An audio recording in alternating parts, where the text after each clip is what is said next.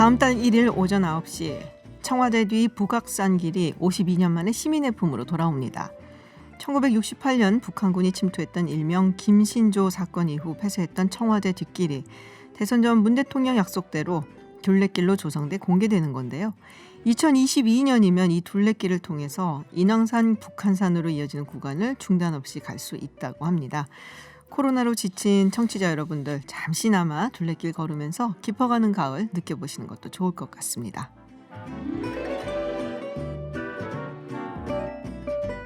대법원이 다스 실소유주가 이명박 전 대통령이라고 인정을 하며 징역 17년을 확정했습니다. 다음 주 월요일에 재수감될 예정인데요. 판결의 의미 참여연대 김남근 변호사와 정리해 보겠습니다. 10월 29일 김지윤의 이브닝쇼 시작합니다.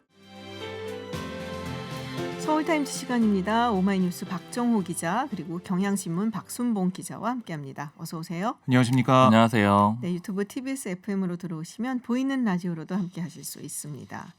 자, 오프닝에서 잠시 제가 전해드렸는데요. 오늘 대법원이 이명박 전 대통령에 대해서 징역 17년 실형을 확정을 했습니다. 네, 뭐 여러 가지로 뭐 정가가 좀 시끌시끌한 것 같은데요. 일단은 김종인 국민의힘 비대위원장 대국민 사과 이야기도 있었고 국민의힘 측의 어떤 반응 이런 게 어떤지 좀 궁금한데요.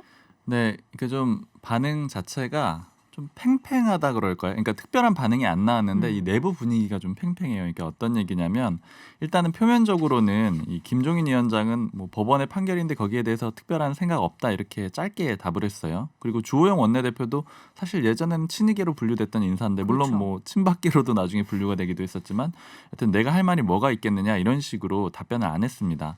그러니까 이게 이렇게 된 이유가 뭐냐면은 사실 예전 같으면은 뭐 사면 얘기라도 하거나 아니면 대법원 비판이라도 하거나 이런 공식적인 입장이 나올 가능성이 높은데 지금 김종인 비대위는 이 과거 정권의 대통령들의 잘못에 대해서 사과를 하겠다라는 그런 얘기를 한번 한 적이 있었잖아요. 네네. 그러니까 그런 얘기가 표면으로 안 나오는 건데 다만 김 위원장이 또 이렇게 주장하는 거에 대해서도 또 내부 반발이 또 있잖아요. 원래는 이 금방 좀 대국민 사과를 하고 싶어 했는데 김종인 위원장은 네네. 지금 최근에 이 중진 의원들하고 연석회의를 했는데 거기서 좀 늦춰라라는 그런 지적을 받았어요. 그래서 연내하겠다라고 조금 늦춰놓은 상태거든요. 그러니까 이런저런 분위기 다 반영이 돼서 입장이 안 나오는 그러니까 내부 좀 팽팽한 그런 느낌으로 보이고요. 다만 이제 억지로 물어보니까는 이 MB계 의원 중에 한 명 통화할 일이 있어서 겸사겸사 물어봤더니 이 우회적으로 비판했습니다. 이 전직 대통령을 이렇게 극단적으로 몰 필요가 없다. 이래서 정치가 전쟁이 되는 거다 이런 얘기를 하긴 했습니다. 일단은 과거와의 단절을 이야기하고 있는 김종인 비대위원장 입장에서는 뭐 할 말 사실 뭐 무슨 이야기를 하려고 해도 굉장히 또 당내 분위기가 있어 말을 못하고 그래서 서로가 약간 조금 조심하는 긴장된 네, 그런 그렇죠. 분위기다라고 볼 수가 있는 건가요? 네. 자, 민주당 측에서는 이제 사실상 서울 부산시장 후보를 내기로 한 거죠? 네, 그렇습니다. 뭐 지금 전당원 투표를 통해서 공천 여부를 결정한다고 했는데요. 뭐 네. 공천하는 수순으로 보시면 되겠고요. 민주당 당원 96조 2항을 보면 이게 당 소속 선출직 공직자가 부정부패 사건 이런 중대한 잘못으로 그 직위를 상실해 재보궐 선거를 하게 되면 해당 선거구에 후보자를 추천하지 않는다라고 돼 있습니다. 네. 그러니까 이걸 치유하고 나서 후보를 내야 되잖아요. 그래서 이걸 당원들에게 묻겠다는 겁니다. 다음 달 1일 전당원 투표에서 당원 개정 찬반을 묻는데 아마 문구가 내년 재보선에 후보를 내기 위해선 당원 개정이 필요한데 찬성하느냐 이렇게 될 가능성이 크다고 해요. 네. 근데 뭐 이 짐작하시는 것처럼 아무래도 압도적으로 당원 개정 찬성이 많을 거다 이렇게 전망해 볼 수가 있고요. 이게 당원 개정이 모이면 현행 당원에 다만 최고의 의결에 있을 경우 달리한다 뭐 이런 식의 어떤 조건을 넣는 그런 식으로 그러니까 당원 아예 없애는 게 아니라 네.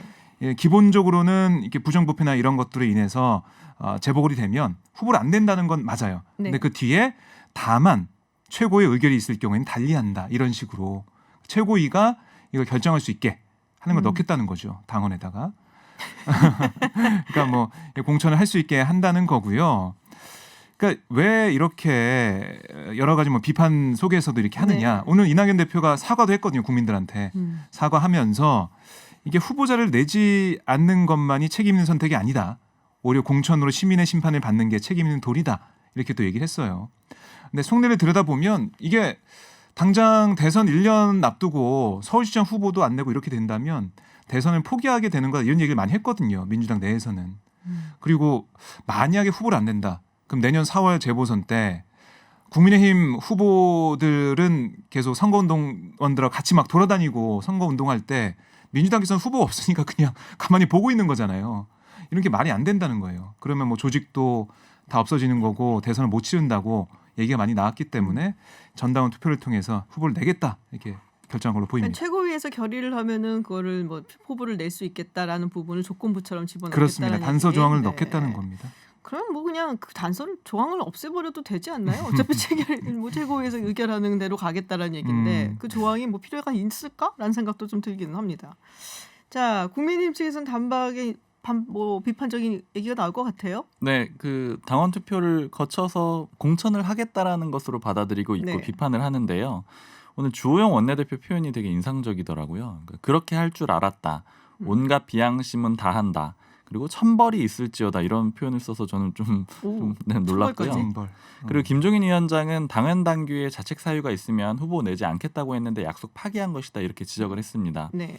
이게 지금 뭐 맹비난을 하고는 있는데 어느 정도 사실은 국민의힘은 예상을 하고 있던 네. 상황이거든요. 저도 예상하고 있었어요. 네. 다들 뭐 예상은 했었죠. 근데 예상을 했음에도 이런 정도의 강한 표현들을 써서 비판을 하는 거는 이 약속 번복이라는 그런 프레임을 좀 씌우겠다라는 거예요. 이걸 적극적으로 부각을 해서 이제 서울 그리고 부산 보궐선거에서 좀 유리한 고지를 차지하겠다 그런 뭐 사전에 어떤 신경전 네. 같은 걸로 볼 수가 있을 것 같습니다. 뭐 선거전에서도 계속해서 약속을 어겼다. 국민과의 약속을 어긴 후보다 이렇게 얘기를 하겠죠. 캠페인에서는 이거 계속 나올 것 같아요. 제가 네. 봐도 뭐 지금 뭐 원래 내지 말았을 때 누구 때문에 이 선거를 치르는데 뭐 이러면서 네, 네. 하지 않을까라는 생각이 드는데 부산시장 출마 선언하는 사람들 혹은 선언을 할 것 같은 사람들이 되게 많은 것 같아요. 지금 뭐 박형준 전 공동선대위원장도 그렇고 그리고 펜앤마이크인가요? 네, 유튜버인 정규재 씨도 네. 지금 부산시장 출마를 하겠다고 이야기를 하는 것 같아요. 네. 일단은 이 박형준 전 공동선대위원장은 오늘 복당이 허가가 났어요. 비공개 비대위에서 한 2달 전쯤에 신청을 했는데 뭐 앞서서 안 된 사람들도 있었잖아요. 근데 이번에는 이 가결이 됐습니다. 비공개 비대위에서. 이 박형준 전 위원장은 부산시장 나가는 거는 거의 확실합니다. 네네. 특히 오늘 이 제가 연락을 하나 받았던 게 이 박 전 위원장이 이 정의화 국회의장 시절에 예전에 그 국회 사무총장 했거든요. 그러니까 정의화 의장하고 가까워요. 네. 근데 이제 정의화 의장 측 인사가 연락이 와서 이 박 전 사무총장을 정 의장이 본격적으로 도우려고 한다. 이 부산시장 이 정의화 의장도 전 의장도 부산이 지역구였거든요. 이렇게 얘기를 하고 있더라고요. 그래서 이제 공개적으로 이제 본격적으로 나서고 있는 상황이고요. 그리고 이게 정규재 전 주필이죠. 네네. 역시 한국경제. 네, 한국경제신문에 선언을 했습니다. 네. 자, 슬슬 이제 재보궐에 대한 어떤 열기가 좀 올라오고 있는 게 아닌가라는 네. 생각이 좀 드는데요. 자, 그 와중에 민주당의 정정순 의원 체포 동의안이 본회의를 통과를 했습니다. 네, 이게 뭐 무기명 투표로 진행됐고요. 총 투표 186명 가운데 찬성 167표, 네. 반대 12표, 기권 3표, 무효 4표로 가결이 됐습니다. 아, 이게 무기명이라서 네. 반대표가 얼마나 나올까 사실 궁금해하는 분들이 많았거든요. 네, 근데 이게 민주당에서는 사실 이 방탄 국회는 없다라고 얘기를 했거든요. 그렇죠. 뭐 우스갯소리 기자들 사이에서 이제 방탄이라는 단어는 방탄소년단만 왜 이러십니까? 쓰는 거 건들지 마세요. 방탄국이 없을 거다 뭐 이렇게 얘기했는데 뭐 그 예상대로 흘러갔고요. 그러니까 21대 국회는 20대랑 다를 거라고 계속 얘기했기 때문에 민주당에서 계속 얘기해 왔습니다. 그래서 이렇게 짐작이 됐고 뭐 그동안 정정순 의원이 8차례 걸친 검찰 출석 요구에 불응했잖아요. 네. 그래서 체포 동의안이 지난 5일에 제출이 된 거고 근데 국감 때문에 이게 잘 처리가 안 됐어요. 근데 이번에 처리가 됐습니다. 이 체포안이 가결된 건 역대 14번째고 최근 기록을 보니까 2015년 당시 새정치민주연합의 박기춘 의원이 5년여 만입니다. 참 오랜만에 어떻게 보면 체포안이 가결된 거고요.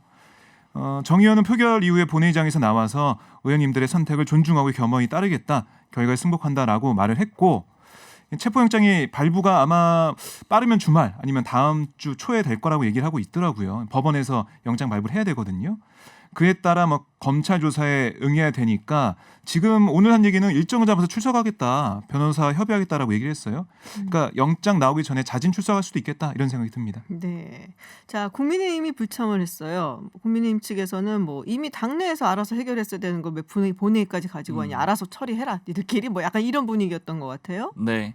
그리고 그러니까 이게 사실은 약간 장군 멍군 그런 수싸움이 벌어졌던 거예요. 그러니까 어제로 돌아가 보면은 이 국민의힘은 소속 의원들한테 문자를 보냈어요. 그러니까 체포동의안 표결이 있고 이 무기명으로 진행이 되는데 한 분도 빠짐없이 다 참석해달라. 이게 어제는 이 나간 문자였거든요. 네네. 근데 그러다가 밤에 기류가 바뀐 겁니다. 이게 왜 바뀌었냐면 여당 쪽에서 이제 언론에 이런 얘기를 좀 나왔어요. 어떤 얘기냐면 이 국민의힘이 참여를 해가지고 일부러 부결표를 던져서 이 민주당을 비판할 수 있도록 여론을 만들 수 있다 이런 의혹들을 제기했습니다. 이게 왜냐하면 무기명 투표다 보니까는 네네. 누가 반대표를 던졌는지 알 수가 없게 되잖아요.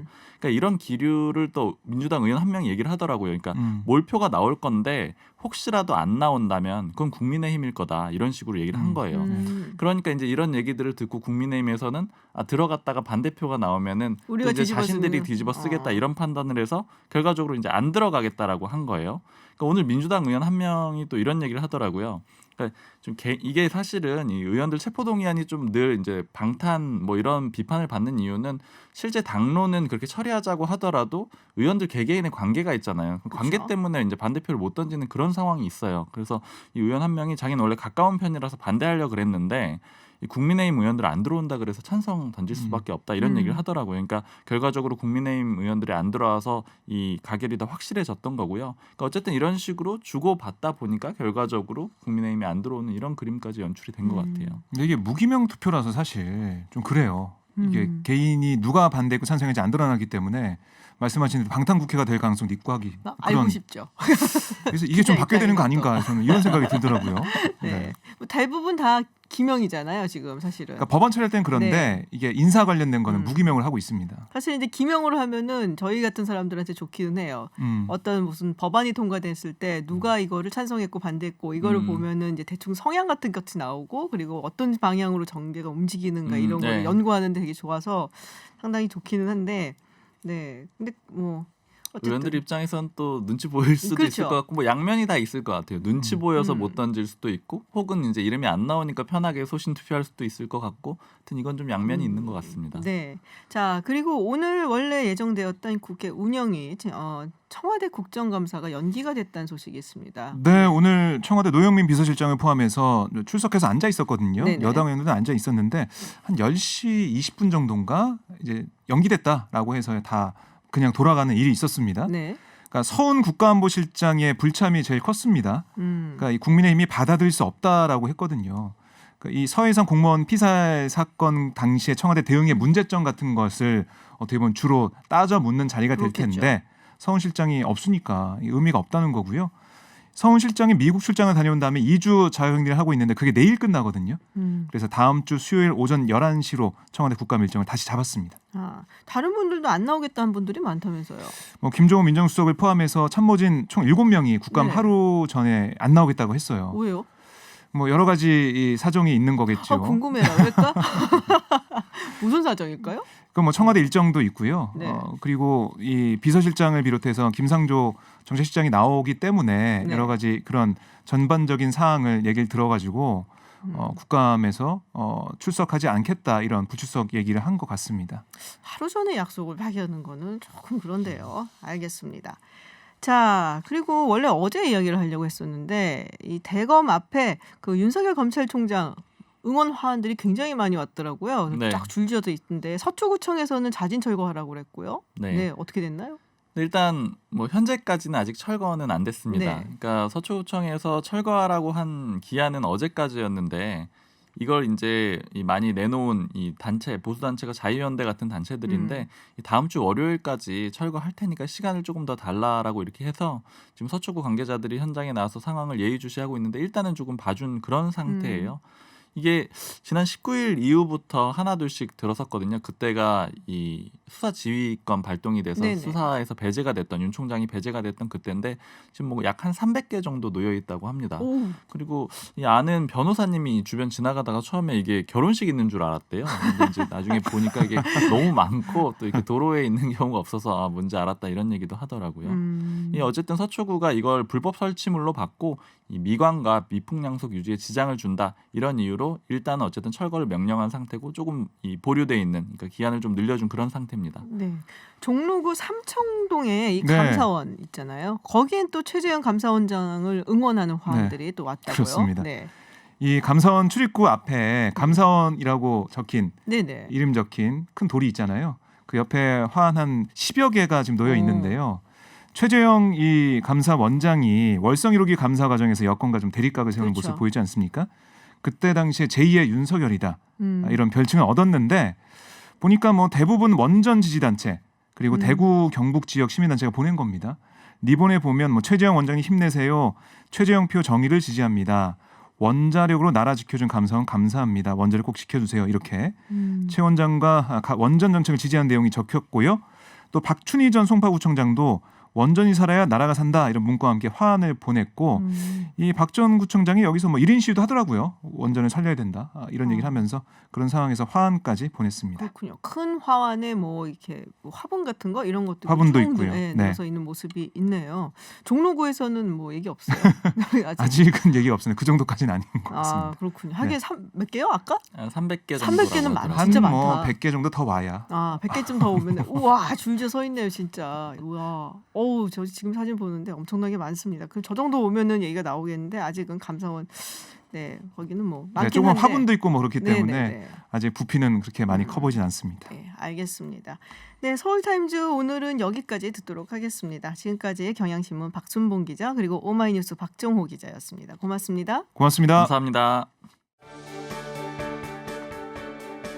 어제와 오늘 이틀간 큰 사법부 판결들이 나왔습니다. 오늘 대법원이 자동차 부품회사인 다스의 자금 횡령 혐의로 기소된 이명박 전 대통령에 대해 2심 판결인 징역 17년형을 확정을 했고요. 또 어제 서울고등법원은 김학의 전 차관에 대해 뇌물 혐의를 유죄로 인정해서 징역 2년 6개월의 실형을 선고를 했습니다. 네, 개별적으로 들어보면 분명히 다른 사안인데요. 검찰 수사 문제가 있는 게 아니냐라는 얘기가 있어요. 자, 김남근 변호사 연결해서 사법부 이번 판결 시사점 짚어보겠습니다. 변호사님 안녕하세요. 예, 안녕하십니까? 네, 이명박 전 대통령 이야기를 먼저 해보도록 하겠습니다. 이명박 전 대통령에게 적용되었던 혐의가 어떤 것이었고 또 1, 2심은 어떻게 진행을 됐는지 간략하게 좀 설명을 해주시기 바랍니다. 이명박 대통령에 대한 혐의는 이제 크게가 두 가지 부분들입니다. 이제 하나는 다스라는 회사를 실질적으로 소유를 하면서 차명 계좌 등을 통해 가지고 비자금들을 조성했다는 혐의가 이제 횡령 혐의에 해당되는 것이고요. 네네. 그다음에 이제 BBK라는 이제 어떻게 보면 이제 투자 사기를 당한 건데 그 투자금 회수와 관련해서 BBK 피해자들도 미국에서 소송을 하고 있었고, 그다음에 이제 이명박 대통령도 따로 이제 자기가 소송을 하고 있었는데 자기 소송에 대한 소송비를 이제 그 삼성그룹부터 대신 납부하게 했다. 그래서 네. 그 소송비가 이제 뇌물에 해당된다라는 것입니다. 네. 1심에서는 이제 그 부분에 대해서 징역 15년과 벌금 130억, 추징금 82억 이렇게 이제 선고가 됐는데요. 2심 때는 이제 검찰이 그 삼성이 소송비를 대납한 게 더 있다 액수가 그래서 그 부분이 추가가 돼가지고 징역이 15년에서 17년형으로 이제 늘어나게 됐던 것입니다. 그렇군요. 자, 그리고 이 이명박 전 대통령 측에서는 공소시효가 지났다라고 이야기를 하고 또 있어요. 네, 어떤 부분 얘기하는 것인지 좀 짚어주시겠어요? 뭐 다스를 실소유하면서 횡령을 한 부분이라든가 이런 부분들이 이제 대통령이 되기 전에 다 이제 일어났던 일들이고 이제 그래서 이제 시효가 다 지났기 때문에 네네. 연속 판결을 해야 된다 그런 주장이었는데요. 이 부분에 대해서는 이제 재판부는 대통령 재직 중에는 이제 형사 소출을 받지 않는다는 헌법 규정이 있기 때문에 이제 공소시효가 대통령이 재직 기간 동안엔 정지됐다가 대통령이 이제 퇴임하고 나면 그때부터 다시 진행되는 거기 때문에 이제 공소시효가 지나지 않았다 이렇게 이제 법리적 판단을 한 것입니다. 그 기간은 그러니까 빼서 그러니까 그 당시에는 그 시간 동안은 형사소출을 받지 않기 때문에 그 기간은 뺐고 그래서 공소시효가 지나지 않았다라는 것이 네, 법원의 판단이라는 말씀이시죠. 네, 뭐 예상했던 바이긴 합니다만은 이명박 전 대통령 측에서는 상당히 비판적으로 이야기를 하고 있습니다. 뭐 법치가 무너졌다는 얘기도 하고 있고요. 또 진실이 밝혀질 것이다 이런 말도 하고 있는데 어떻게 들으셨어요? 그래서 이제 그 뭐 재판이 3심 동안에 있어서 많은 시간을 할애해서 이루어졌던 그런 재판이기 때문에 뭐 이 정도가 되면은 이제 재판에 승복을 하고 그다음에 국민들에게 좀 사과하는 모습도 있어야 되지 않을까 이렇게 생각이 듭니다. 네. 특히 이제 이명박 대통령의 혐의 중에는 이제 BBK 그 피해자들이 하고 어떻게 보면 그 피해액을 나눠 가져야 되는 이제 그런 돈도 있었는데 대통령이란 직위를 이용해 가지고 뭐 그 로스앤젤레스 영사관이라든가 스위스 대사관 이제 이런 부분들을 통해 가지고 자기 돈만 이제 회수하려고 그랬단 말이에요. 그래서 결과적으로는 다른 피해자들은 이제 한 푼도 돈을 돌려받지 못하게 되다 보니까 뭐 그로 인해서 뭐 가정 파탄이라든가 그런 많은 어려움을 겪었던 사건 상황들도 있었습니다. 또 대통령이라는 이런 직위를 이용해 가지고 자기 어떤 개인적인 문제들을 해결한다는 것들은 국민들의 입장에서 보게 되면 이제 굉장히 또 배신감을 느낄 수 있는 대통령이라는 그 신성한 직무에 대해서 신뢰를 잃어버릴 수 있는 그런 이제 부분들인데 그런 부분들에 대해서도 또 사죄를 해야 될 부분이고 또 무엇보다도 뭐 다스가 자기가 실소유주의고 한 부분에 대해서는 계속 아니라고 계속 부인을 해왔거든요. 네. 그래서 그런 이제 여러 가지 재판을 통해서 사실로 확인된 부분들에 대해서 거짓말을 했기 때문에 그 부분이 만일 대통령 선거에 미리 다 알려져 있었다면 이제 과연 대통령으로 선출될 수 있었을 것이냐라는 의문도 들 수 있는 것이거든요. 그런 이제 여러 가지 문제들이 있었기 때문에 이런 부분들에 대해서는 좀 국민들에게 한 번쯤은 사과를 하고 해야 되는 것이 아닌가 그런 생각도 듭니다. 네. 지금 뭐 피해자 수가 굉장히 많았다고 하셨는데 몇 명이나 됐나요? 이 피해 사건에서 피해자 수가 뭐 공식적으로 밝혀진 건 5,252명입니다. 어허. 그래서 그 미국에서 이제 소송이 세 가지가 있었어요. 네네. 일단 그게 이제 범죄 행위를 통해서 얻은 수익이기 때문에 미국 정부도 이제 그 범죄 수익이 때문에 그걸 환수하겠다는 소송을 이제 그 내고 있었고요. 김경준 씨를 상대로 네. 또 피해자들도 어렵게 이제 그런 소송 비용을 모아가지고 미국에 소송을 하면서 이제 피해 금액을 회수하려고 노력을 하고 있었고, 또 이명박 대통령은 이제 따로 하고 있었는데 어찌 보면 이제 한국에서의 그 사법 시스템이라면 돈을 이제 회수를 해서 이렇게 서로 피해액에 따라서 안분배당이라고 그러는데 네네. 피해액에 따라서 이렇게 돌려받은 돈을 나눠 갖도록 해서 또 전체 피해자들이 골고루 피해 복구를 하도록 해야 되는데 결국 이제 이명박 대통령이 그런 삼성으로부터 거액의 소송 비용을 지원받아 가지고 그거로 대형 그 미국에 있어서의 아주 유명한 로펌들을 써가지고 소송을 진행하면서 먼저 판결을 받게 됐고 또 LA 영사관이라든가 대사관 이런 데들을 통해 가지고 신속하게 이제 그 집행을 해서 돈을 회수를 해서 본인이 다 자기 건 다 회수해 가는 바람에 다른 피해자들은 이제 그 피해액들에 대한 회수를 못하게 된 것이죠. 아하. 그래서 약간 좀 글쎄요. 뭐 이게 이제 도덕적인 부분에 있어서 비판을 좀 변하기가 좀 힘들겠다라는 생각이 드는데 방금 말씀하신 것처럼 이제 삼성 측이 이 소송비를 대납했다고 했잖아요. 그래서 이 부분이 뇌물로 인정이 됐다라고 하셨는데 정확하게 어떤 부분을 이제 뇌물로 주고 받았다라고 본 건가요? 또 마침 그때 이제 그 삼성의 이건희 회장이 네. 특검에 의해서 기소가 돼가지고 이제 유죄 판결을 이제 받았습니다. 근데 이제 그 이 소송비 대납한 거에 대한 이제 대가로 그 이건희 회장에 대해서만 원포인트로 사면을 해준 것이죠. 그래서 이제 결국은 이제 이 재벌 또 그룹하고 정치 권력이 서로 유착을 해서 뇌물을 받고 또 그거에 따라 형사처벌에 대한 사면을 해주고 하는 이제 그런 부분들이 또 사회적으로 더 비난받을 수 있는 내용들입니다. 네. 근데 이게 이제 대법원 선고가 나고 형이 확정이 됐고 그러면 이제 또 사면 얘기가 또 나오거든요. 네. 특별 사면이라든지 이런 거. 그리고 지금 전직 대통령 2명이 전부 감옥에 가게 돼 있는 상황인데 이렇게 되면은 문재인 대통령에게도 좀 정치적으로 부담되지 않겠나. 뭐 선거도 좀 다가오고 있고요. 네. 요런 부분은 어떻게 보시나요? 우리 헌법에 있어서는 이제 만인은 법 앞에 평등하다라는 이제 그런 헌법 정신을 천명하고 있고 대통령을 했기 때문에 정치 권력을 한번 쥔 적이 있었기 때문에 특별한 대우를 받아야 된다. 그런다면은 그런 헌법에 있어서의 법 앞에 만인이 평등하다라는 이제 그런 이념들은 후퇴할 수밖에 없겠습니까? 그리고 많은 또 사법 처벌을 받는 사람들의 입장에서는 이제 자신들은 그런 어떤 권력이라든가 돈이라든가 이런 거 멀어져 있기 때문에 그런 많은 형을 살게 되거나 그렇겠다고 해서 이제 법의 형평성들을 문제를 제기할 테니까요. 사면은 남발하면 안 된다라고 보여지고 또 이명박 대통령이 형을 잘 살고 또 뭐 피해 같은 것들을 복구를 뭐 해준다라든가 뭐 한다면은 가석방을 받을 수도 있는 거거든요. 형을 이제 3분의 1을 살면 가석방을 받을 수 있는 것이니까 그런 법의 정해져 있는 절차에 따라서 본인이 형을 살면서 그런 가석방 같은 것들을 이용하는 것들이 더 타당한 것이 아닌가 생각이 듭니다. 특별 사면은 없을 것이다라고 조심스럽게 예상을 하시는 또 건가요? 없어야 되는 거죠. 없어야 된다. 없어야 되고 이제 뭐 또 그게 아니면은 뭐 나올 수 없는 게 아니라 네. 가석방 같은 일반인들도 이용할 수 있는 제도들이 있잖아요. 형기 가석방 3분의 1을 살고 내면. 그러니까 네네. 지금 이제 17년형을 받으셨으니까 한 이제 6년 한 6개월 이 정도 이제 형을 살면 가석방을 신청할 수 있는 게 되고, 또 가석방을 신청할 때는 또 이제 형을 살면서 또 피해 복구를 해야 될 분들이 뭐 피해 복구를 했다든가 또 사회적으로 어떤 선처를 받아야 되는 그런 부분들이 그 기간 동안에 이제 또 뭐 이루어져 가지고 사회적 합의가 어느 정도 모아진다든가 하면은 또 가석방을 받을 수 있는 것이니까요. 네. 그런 부분들을 이용하는 게 타당하다고 보여집니다. 네. 자, 김학의 전 차관 이야기를 좀 해보겠습니다. 사실 이 판결은 1심을 뒤집은 거거든요. 근데 보통 우리가 1심, 뭐 하급심을 뒤집는다 그러면 뭐 새로운 증언이 나온다든지 뭐 이런 게 있는 경우가 많은데 요번에는 그런 건 아닌 것 같은데 그럼 다른 어떤 재판부의 판단이 있지 않았겠습니까? 어떻게 보세요?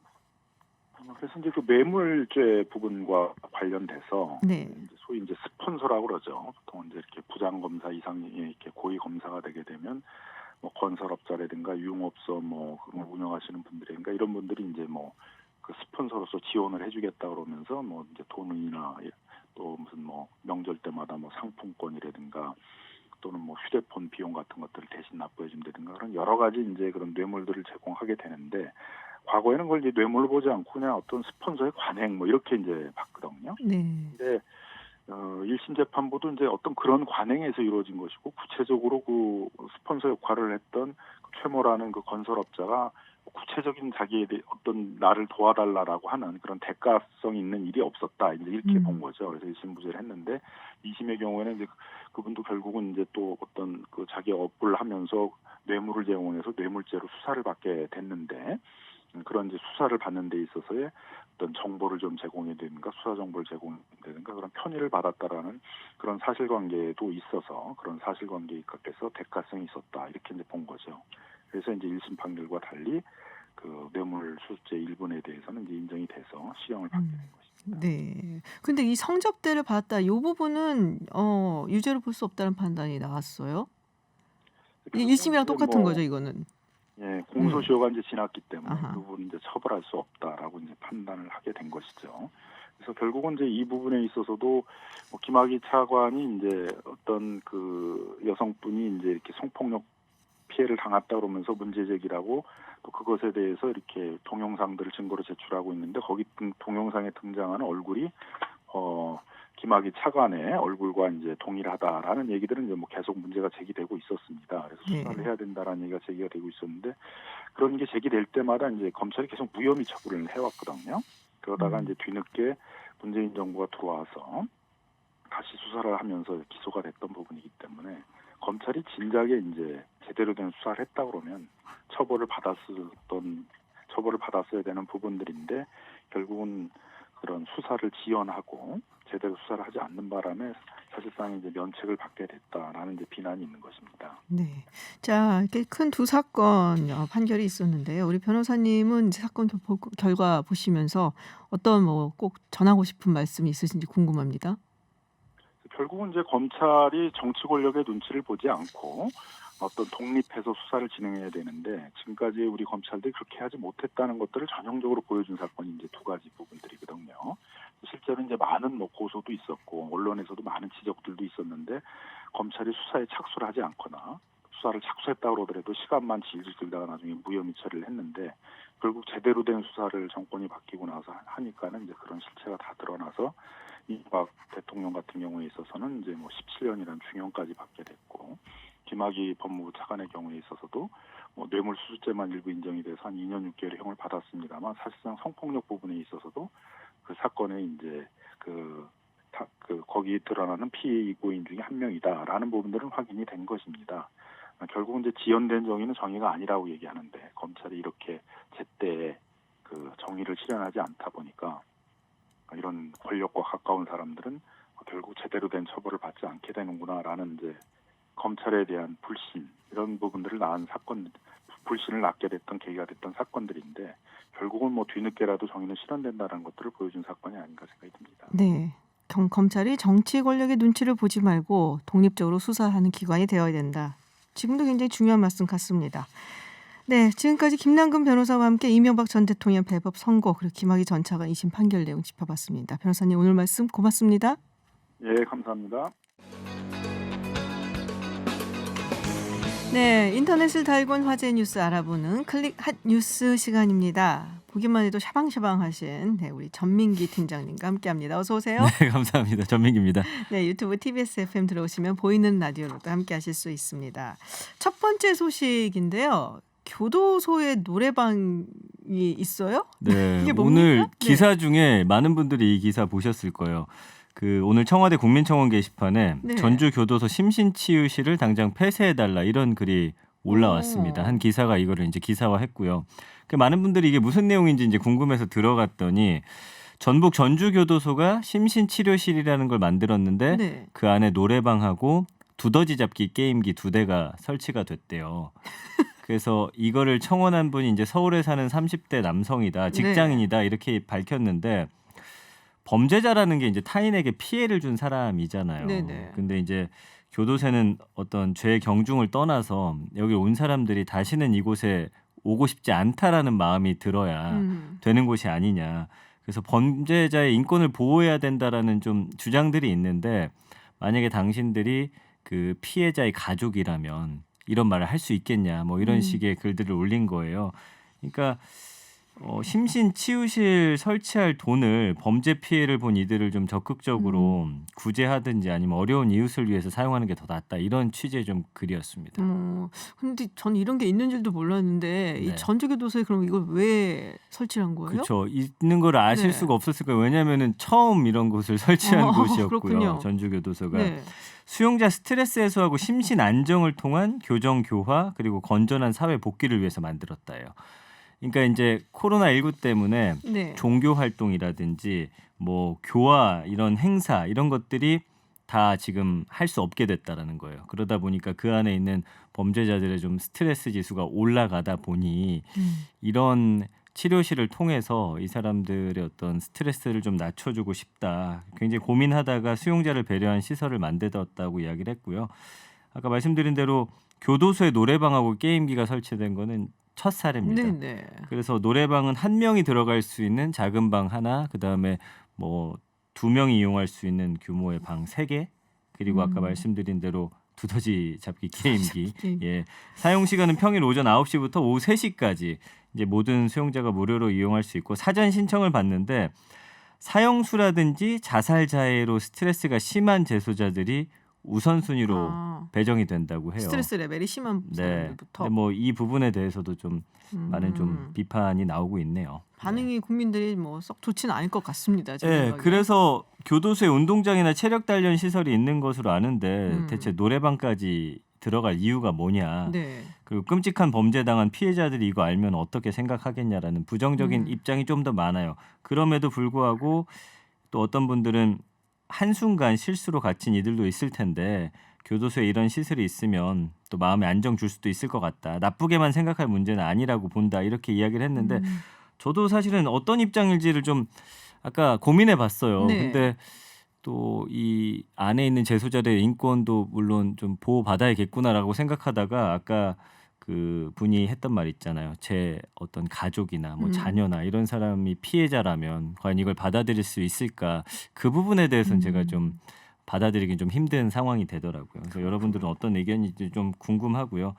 어쨌든 이 시설을 일단은 행복 추구권 향상하기 위해서 졌기 때문에 아무 때나 개방하는 건 아니니까 좀 이해해 달라라는 입장을 내놨습니다. 두 번째는 군인들 월급 관련 이야기입니다. 네. 네.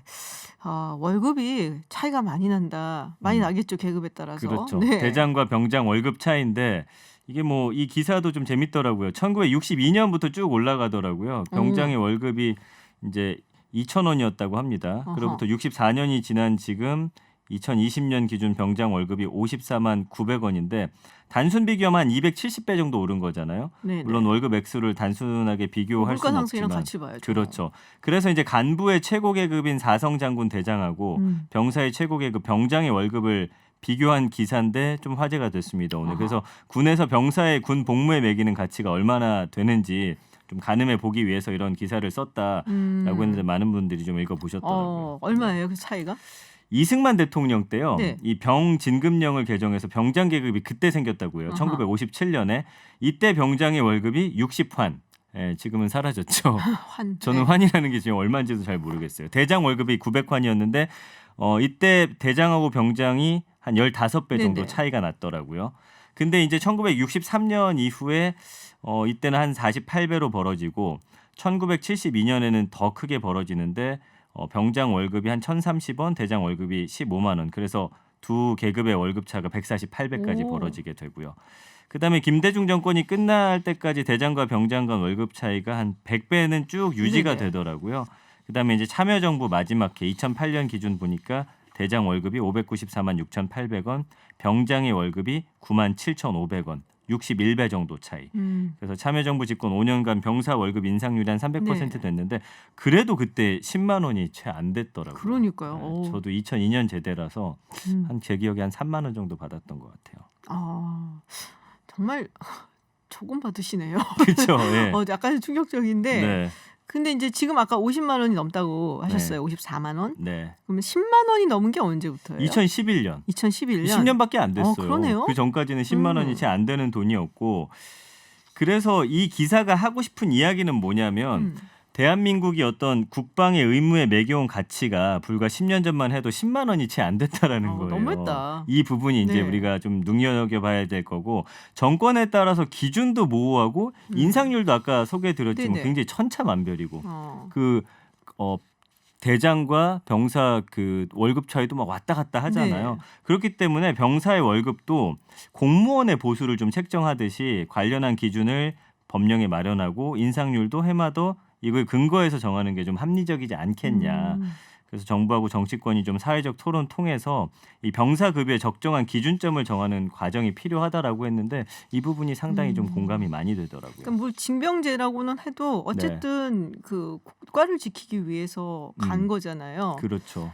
그런 면에서 봤을 때는 최고의 대접을 해줘야 된다고 저는 생각해요. 그것도 맞고요. 예. 근데 이게 기준이 없다라는 게 더 그러니까 웃긴 그것도 것 굉장히 같아요. 웃기고 그리고 뭐 모병제 얘기도 나오는데 모병제 하기 전에 군인들한테 얼마나 대우를 잘해줄 것인가를 먼저 플랜을 만들어 놔야지 모병제가 가능한 거지. 네. 뭐 솔직히 외국 같은 데서 모병제 혜택하고 있는 국가들 군인에 대한 대우는 어마어마해요. 그렇죠. 뭐 예. 그냥 단순히 물질적인 뿐만 아니라 뭐 정신적으로도 그렇고 여러 가지 사회적인 인식도 그렇고 저는 그 말 진짜 싫어해요. 그래서 군 XX라고 부르는 거. 절대 그러면 안 된다고 생각을 해요. 그래서 네. 화가 나요. 자, 마지막 소식은 뭔가요? 하허호 번호판에 당했다. 콜 받고 갔다 돈 폭탄 맞는 대리기사라는 기사였어요. 한 대리운전 기사가 올해 초에 한 200만 원 가까운 돈을 물어내라는 청구서를 받았다는 거예요. 네. 2년 전쯤에 대리운전 하다가 외제차하고 접촉사고가 아이고. 났는데 뭐 사고 당시에는 큰 신경 안 썼다고 합니다. 이제 뭐 보험 처리되는 것이었고 렌터카 공제조합에서 그렇지만 구상금 청구서가 날라왔고 이 돈의 일부를 이 대리기사한테 물어내라는 거였어요. 그래서 한번 대리운전 할 때마다 받는 돈이 한 10,000원에서 20,000원 정도인데 그 돈의 100배가 넘는 액수를 지금 어쩔 수 없이 물어줘야 할 판이라고 해요. 아이고. 근데 이게 이런 분들이 얼마 전에 소액 재판을 벌였는데 여기 법정에 섰고 다들 봤더니 렌터카를 대리운전하다 사고를 낸 아하. 기사들이었다는 거예요. 뭔가 이상한데요? 왜 그러냐면 구상금 청구 당한 까닭이 렌터카 약관하고 임대차 계약서 때문인데 여기 보면 약관과 계약서에 제3자 운전금지 조항이 있습니다. 네네. 그러니까 렌터카는 애초에 대리운전이 안 된다는 의미예요. 그래서 대리운전사를 부른 손님이 운전을 허락했다고 해도 차주가 렌터카 업체이기 때문에 네. 그 차주의 뜻에 반하는 행위라는 것이죠. 그래서 렌터카회사가 아이고. 대리운전자에게 구상권 행사해서 보험 처리 비용을 사후에 받아가요. 이런 식으로 지금 렌터카 공제조합이 대리운전기사 상대로 구상권 청구하는 사례가 8월 말 현재 114건이나 해갖고 2019년보다 엄청 많이 늘어났더라고요. 그렇군요. 여기에 대한 좀 대책이 필요해 보입니다. 대리운전 하시는 분들 조심하셔야겠어요. 예, 그러니까 이렇게 되면 또 이 대리운전 하시는 분들도 무슨 차죠 이게? 이 빌린 자동차 네네, 렌터카. 예, 렌터카에 대해서는 안 하시려고 할 것 같아요. 예. 그렇군요. 알겠습니다. 네, 지금까지 클릭한 뉴스 전민기 팀장과 함께했습니다. 오늘 고맙습니다. 감사합니다. 네, 다가오는 미국 대통령 선거 알아보는 미 대선 ABC. 국제정치평론계의 유망주입니다. 네, MC 장호님과 함께합니다. 어서 오세요. 네, 안녕하세요. 국내 정치 평론계에 고수가 많아서 이 틈새 시장을 찾아 국제 정치계로 왔더니 여기는 기본이 석박사입니다. 네, 고수가 더 많아서 멘붕에 빠진 MC 장원입니다. 반갑습니다. 네, 근데 우리 청취자 여러분, 시청자 여러분 너무너무 축하해 주십시오. 제가 교과서가 생겼습니다. 저희 스승님께서 직접 쓰신 교과서를 저에게 하사해 주셨습니다. 아유, 제가 지금껏 프린트물로 공부했거든요. 책이 도움이 네. 되셨으면. 네, 직교과서. 야, 직접 쓰신 교과서. 선거는 어떻게 대중을 유혹하는가. 네. 제가 이거 이런 용도로 제가 드린 건 아니었는데. 아닙니다. 제 교과서 이름이라 제가 말씀드린 거예요. 네. 제가 열심히 공부해서 진짜 이 국제 정치 평론계 유망주가 꼭 되도록 하겠습니다. 자, 그리고 저처럼 이 미국 정치, 미국 대선에 대해서 궁금한 게 있으신 분들은 50원의 유료 문자, 긴 문자는 100원이 부과되는 샵 0951이나 TBS 앱을 통해 의견 보내주시면 감사하겠습니다. 질문에 선정되신 분께는 소정의 기념품도 보내드리고 있으니까요. 많이 많이 참여해 주세요. 네, 지난주에도 많은 분들이 이 질문을 보내주셨어요. 네. 우리 MC 장훈님께서 골라주신 네. 질문 어떤 건가요? 네, 오늘이 대선 전에 진행하는 마지막 방송이더라고요. 그러네요. 다음 주면은 네, 대선 일단 치료. 그래서 아주 신중하게 질문을 네. 제가 골라왔습니다. 휴대전화 번호 뒷자리 5096님께서 보내주신 내용인데요. 두 분께서 미국 대선에 대해 너무 재밌게 알려주시네요. 미국에서는 개표 방송을 어떤 방식으로 진행하나요? 라고 물어보셨는데요. 저도 네. 이거 궁금하더라고요. 우리나라 개표 방송 굉장히 재밌게 진행하잖아요. 네. 막 영화, 드라마, 만화 패러디까지 하면서 네. 하던데 사실상 우리나라 개표 방송은 굉장히 예능보다도 재밌다 이런 반응들이 많이 나오고 맞아요. 있는데 미국은 어떤 분위기일지 좀 궁금합니다. 그런 CG 없어요. 없어요? 네, 없어요. 물론 이제 지역에 따라서 네. 이렇게 확 뭐 컴퓨터 그래픽이 움직이고 이렇게 막 앞에서 이제 네. LED판 이런 데 네. 앞에서 뭐 막 가르치고 손으로 하면 이게 샥 없었다가 뭐 작아졌다가 커졌다가 막 이런 쇼는 있는데 우리처럼 무슨 뭐 반지의 제왕이 막 나오고 막 이런 네. 거는 없었어요. 지금까지는. 그래서 사실은 그래서 우리나라 이거 한 방송국의 그런 CG를 보고 네. 외국에서 야 어떻게 이렇게 기발한 CG를 네. 만드냐 그런 얘기 있었죠. 그렇군요. 역시 요즘은 이제 엔터테인먼트도 K엔터거든요.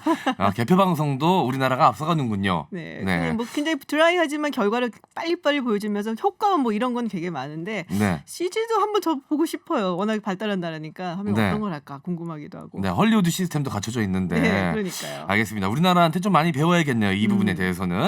자, 오늘 많이 추웠고요. 아침 저녁으로 또 이제 주말이 지나고 나면 비도 오고 더 추워진다고 합니다. 딱 좋은 선물이 될 것 같은데요. 질문 채택되신 5096님께는 따뜻하게 드실 수 있는 커피 쿠폰 보내드리도록 하겠습니다. 감사합니다. 자, 이제 국제정치평론계 꿈나무가 되고픈 MC 장원의 미대선 ABC 본격적으로 시작해 보도록 하겠습니다. 저희가 지난주에 이 벨트에 대해서 상세히 알아보는 시간을 가지지 않았습니까? 네네. 제가 많은 걸 배웠는데 그래서 오늘은 지난주 내용이랑 아주 스무트하게 자연스럽게 연결될 수 있는 내용을 제가 준비해봤습니다. 이 일주일도 채 남지 않은 미국 대선에서 이 가장 눈여겨봐야 할 이 경합 지역 어디일까요? 경합주라고 우리가 보통 지금 얘기하는 데가 한 6, 7군데 정도 있어요. 네. 근데 그중에서 저는 개인적으로 펜실베니아를 가장 눈여겨보고 있고요. 펜실베니아. 네. 근데 뭐 제가 굉장히 여러 번 얘기했지만 미시간, 위스콘신, 펜실베니아 이 세 곳. 네. 사실 지난번에 클린턴이 가져간 곳은 바이든이 가져갈 거라고 거의 확정이 된 곳이나 마찬가지거든요. 네. 근데 그거를 가져간다고 전제를 두었을 때 이 세 주를 가져간 바이든이 이겨요. 근데 문제는 뭐냐면은 이 트럼프 대통령 같은 경우는 네. 지금 지난번에 이겼던 데 중에서 그나마 뺏길 것 같은 주들도 몇 개가 있다는 거예요. 예를 들면 플로리다, 아리조나 뭐 이런 데 뭐 노스캐롤라이나 심지어 조지아 같은 이런 곳들도 근데 거기는 사실 트럼프 대통령이 이기는 걸 전제로 하고 그다음에 뭐 미시간, 플로리다, 미시간, 펜실베니아 요 중에 하나 갖고 와야 되는 거거든요. 네. 그래서 전반적인 판세는 트럼프 대통령한테 조금 불리한 상황이긴 해요. 그러니까 네. 지켜야 되는 게 좀 많죠. 그렇군요. 네. 알겠습니다. 이번에도 등장한 미위펜. 네. 미위펜. 네. 맞아요. 미시간, 위스콘신, 네. 펜실베니아. 네. 자, 암기는 또 이렇게 앞글자로 하는 게 또 빠르거든요. 어쩔 수 없는 또 이 주입식 교육에 제가 또 피해자라서. 자, 미위펜. 자, 그럼 다음 질문을 좀 드려볼게요. 흔히 이제 미국을 천조국이라고 하잖아요. 그쵸. 저도 아무 생각 없이 천조국이라고 했었는데 그 이유를 찾아보니까 국방비만 천조다. 그래서 천조국이라고. 조금 안 돼요. 아, 조금 안 되는데. 거의 천조. 네, 4452 해가지고 천조. 그래서 천조국이라고 들었는데 그만큼 돈이 많다는 뜻 아니겠습니까? 그쵸. 그렇다면 이 선거에도 막대한 자금이 또 투입이 될 것 같습니다. 그럼요. 어느 정도의 돈이 쓰이나요, 이 선거에서? 어느 정도 쓸 것 같으세요? 그래서 미국이니까, 네. 천조국이니까 100억, 아니요, 좀 더 써요. 500억. 제가 많이 쓰겠습니다. 500억 정도. 후보당 500억. 진짜 많이 썼습니다. 지난 2016년도에 네. 힐러리 클린턴이 한 10억이요? 아니야 1조 5천억 썼어요. 1조요? 1조 5천억일 거예요. 15억, 그러니까 15억 달러, 16억 달러 정도 가까이 되니까 1조 뭐 5, 6천억. 그리고 클린턴 대통령도 거의 1조 썼어요.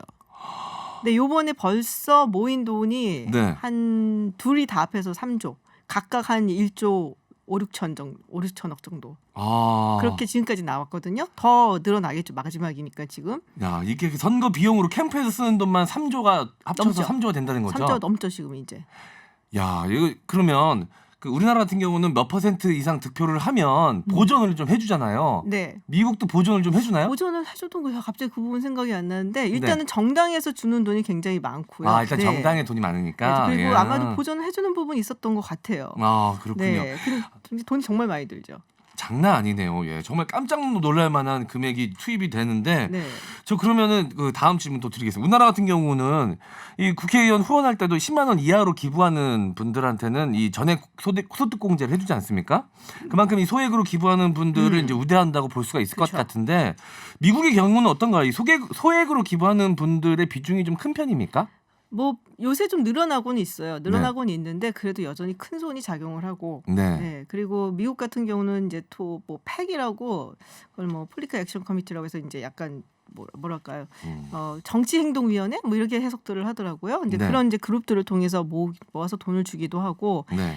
근데 사실 소액주주가 많다. 내가 이렇게 소액주주한테 그러니까 주주가 아니죠. 후원이 많다라고 선전을 하는 거는 여러 가지 이유가 있는 게 이만큼 내가 민주적으로 대중적인 지지를 받는다라고 자랑을 첫 번째로 할 수가 있고요. 그렇겠네요. 두 번째로는 이게 이제 이 기부하는 사람들의 심리를 봐야 돼요. 네. 일단 우리가 내가 누구 지지한다 막 얘기하는 거랑 네. 돈 내고 지지하는 거랑 달라져요. 다르죠. 사람의 마음가짐이 일단 돈 주고 나면 달라져요. 엄청 달라지죠. 네. 네. 그러니까 막 계속 가서 뭐 잘하고 있나 보게 되고 주변 사람들한테도 괜히 막 선전을 좀 해줘야 될 것 같이 느껴지고 적극적 지지를 하게 되겠네요. 그렇죠. 그런 효과가 있어요. 그래서 이런 이제 얼마 안 된다고 하더라도 사실 뭐 총액에 비해 뭐 따진다면은 프로포션이 뭐 아주 뭐 굉장히 크다라고 볼 수는 없겠지만은 그래도 그걸 굉장히 중요하게 여기는 이유는 사실은 그 이제 지지자들 그걸 끌어모을 수 있는 결집시킬 수 있는 매개체로 작용을 하기 때문이죠. 그렇군요. 여러 가지 의미로 좀 이득이 있군요. 일단 뭐 소액 후원하시는 사람들이 많아지면 그만큼 인기가 많다는 뜻이기도 하고 또 그만큼 적극적으로 지지하면서 활동하는 지지자들이 많이 생긴다는 뜻이니까 많이 모으면 모을수록 좋겠네요. 그럼요. 예, 알겠습니다. 그러면 이 두 캠프 바이든하고 트럼프 두 캠프의 자본이 가장 많이 몰리는 지역은 어딜까요? 이게 사실은 이제 가장 자기들이 중요하게 생각하고 이거 꼭 가져가야 된다라는 데 가서 이렇게 막 쏟잖아요. 네네. 근데 대체로 똑같아요. 똑같이 생각하는 거예요. 양쪽 캠프에서 여기는 내가 꼭 가져가야 된다라고 생각을 하는 건데 지금 가장 많은 돈을 쓰고 있는 곳은 플로리다. 플로리다? 네. 원래 거기 돈이 좀 많은 지역인가요, 플로리다가?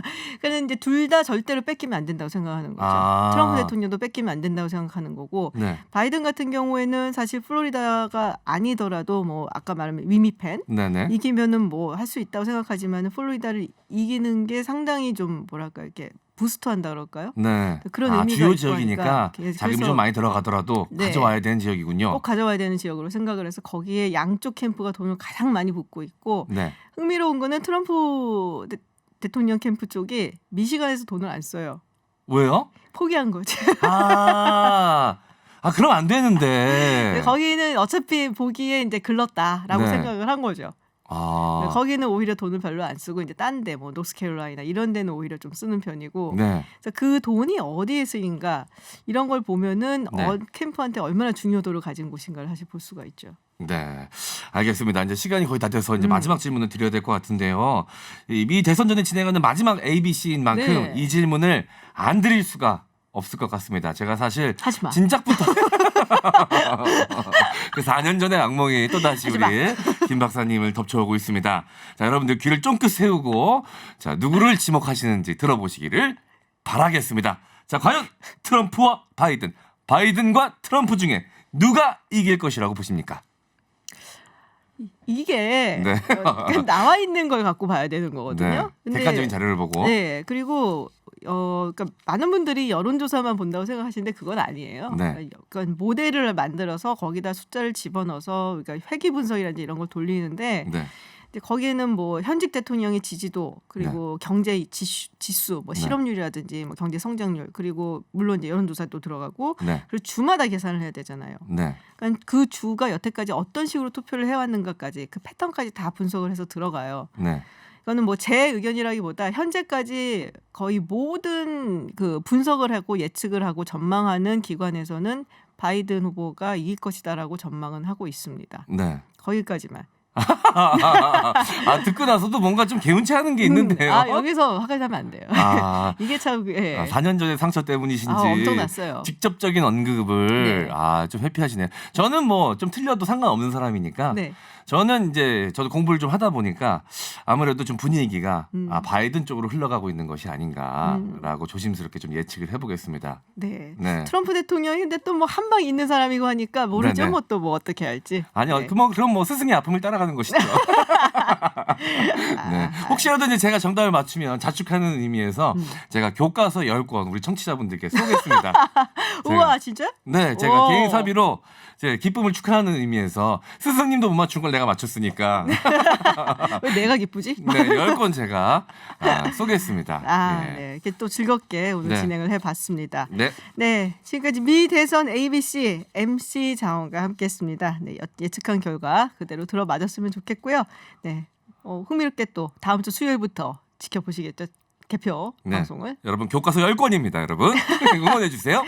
알겠습니다. 네, 다음 주에 또 뵙겠습니다. 고맙습니다. 네, 매주 목요일 어려운 경제 이슈를 정말 쉽게 분석해드리는 시간입니다. 박연미 경제평론가 그리고 김득희 금융정의연대 상임대표 나오셨습니다. 어서 오세요. 안녕하세요. 네, 반갑습니다. 네, 유튜브 TBS FM으로 들어오시면 보이는 라디오로도 함께 하실 수 있습니다. 자, 최근 금융사고들 많잖아요. 네. 뭐 대표적으로 라임 옵티머스 사건이 있고 뭐 그전에도 여러 가지 사실은 금융사고들이 있다 얘기를 들었는데 사모펀드 얘기가 많이 나오고 있어요.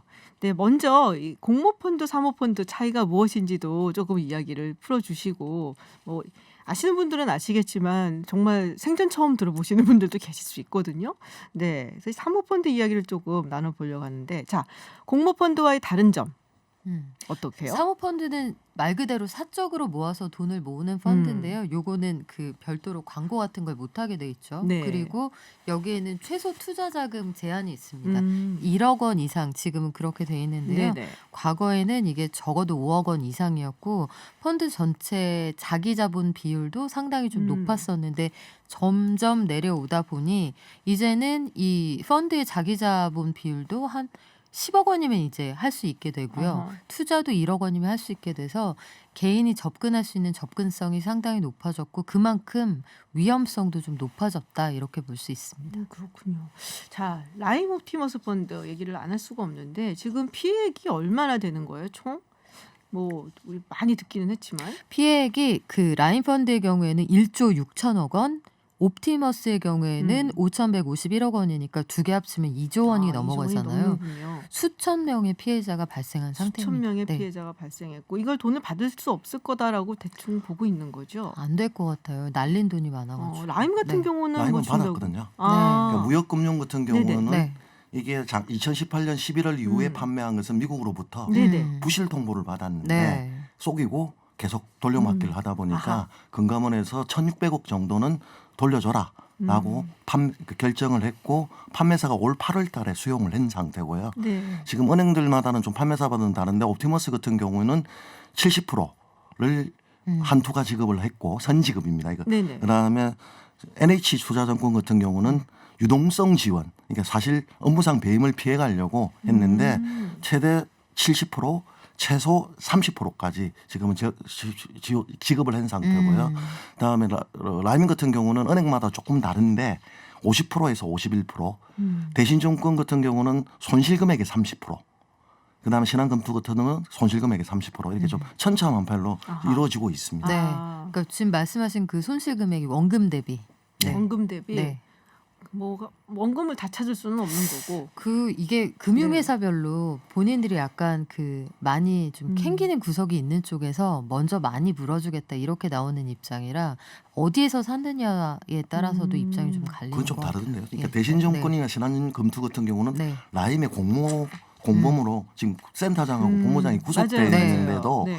다른 데는 은행은 가입 금액의 50%를 줬는데 이 두 군데는 손실 금액의 30%를 주고 있기 때문에 그쪽들 피해자들께서 네. 내가 기관도 잘못 선택한 거냐 그렇게 하소연을 합니다.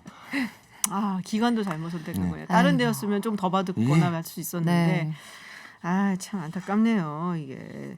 자 근데 이게 이제 라임 옵티머스가 워낙 큰 건이고 또 이게 정치권이 연루가 되어 있다라는 얘기가 있어서 그렇지 다른 건들도 그러니까 사모펀드 사고가 많았다고 그래요? 지금 현재 총 6조 7천억이 환매가 연기 또는 중단되었는데요. 환매 연기 중단은 다른 말이 아니라 우리가 예금을 찾으러 갔는데 만기가 되어서 돈을 안 준다는 뜻이거든요. 이게 6조 7천억 정도 되고요. 지금 최근 자료입니다. 2020년 9월 전재수 의원실이 금감원에서 받은 자료에 따르면 우리가 라임이 1조 6천억인 줄 알았는데 1조 4,600억으로 밝혔고 젠투가 1조 정도, 디스커버리가 3,100억, 그다음에 옵티머스가 5천억, 팝펀딩이 1,300억 정도 해서 6조 7천억이 지금 돈을 못 받고 있습니다. 돈 찾을 때가 되었는데. 아, 어마어마한 돈인데요.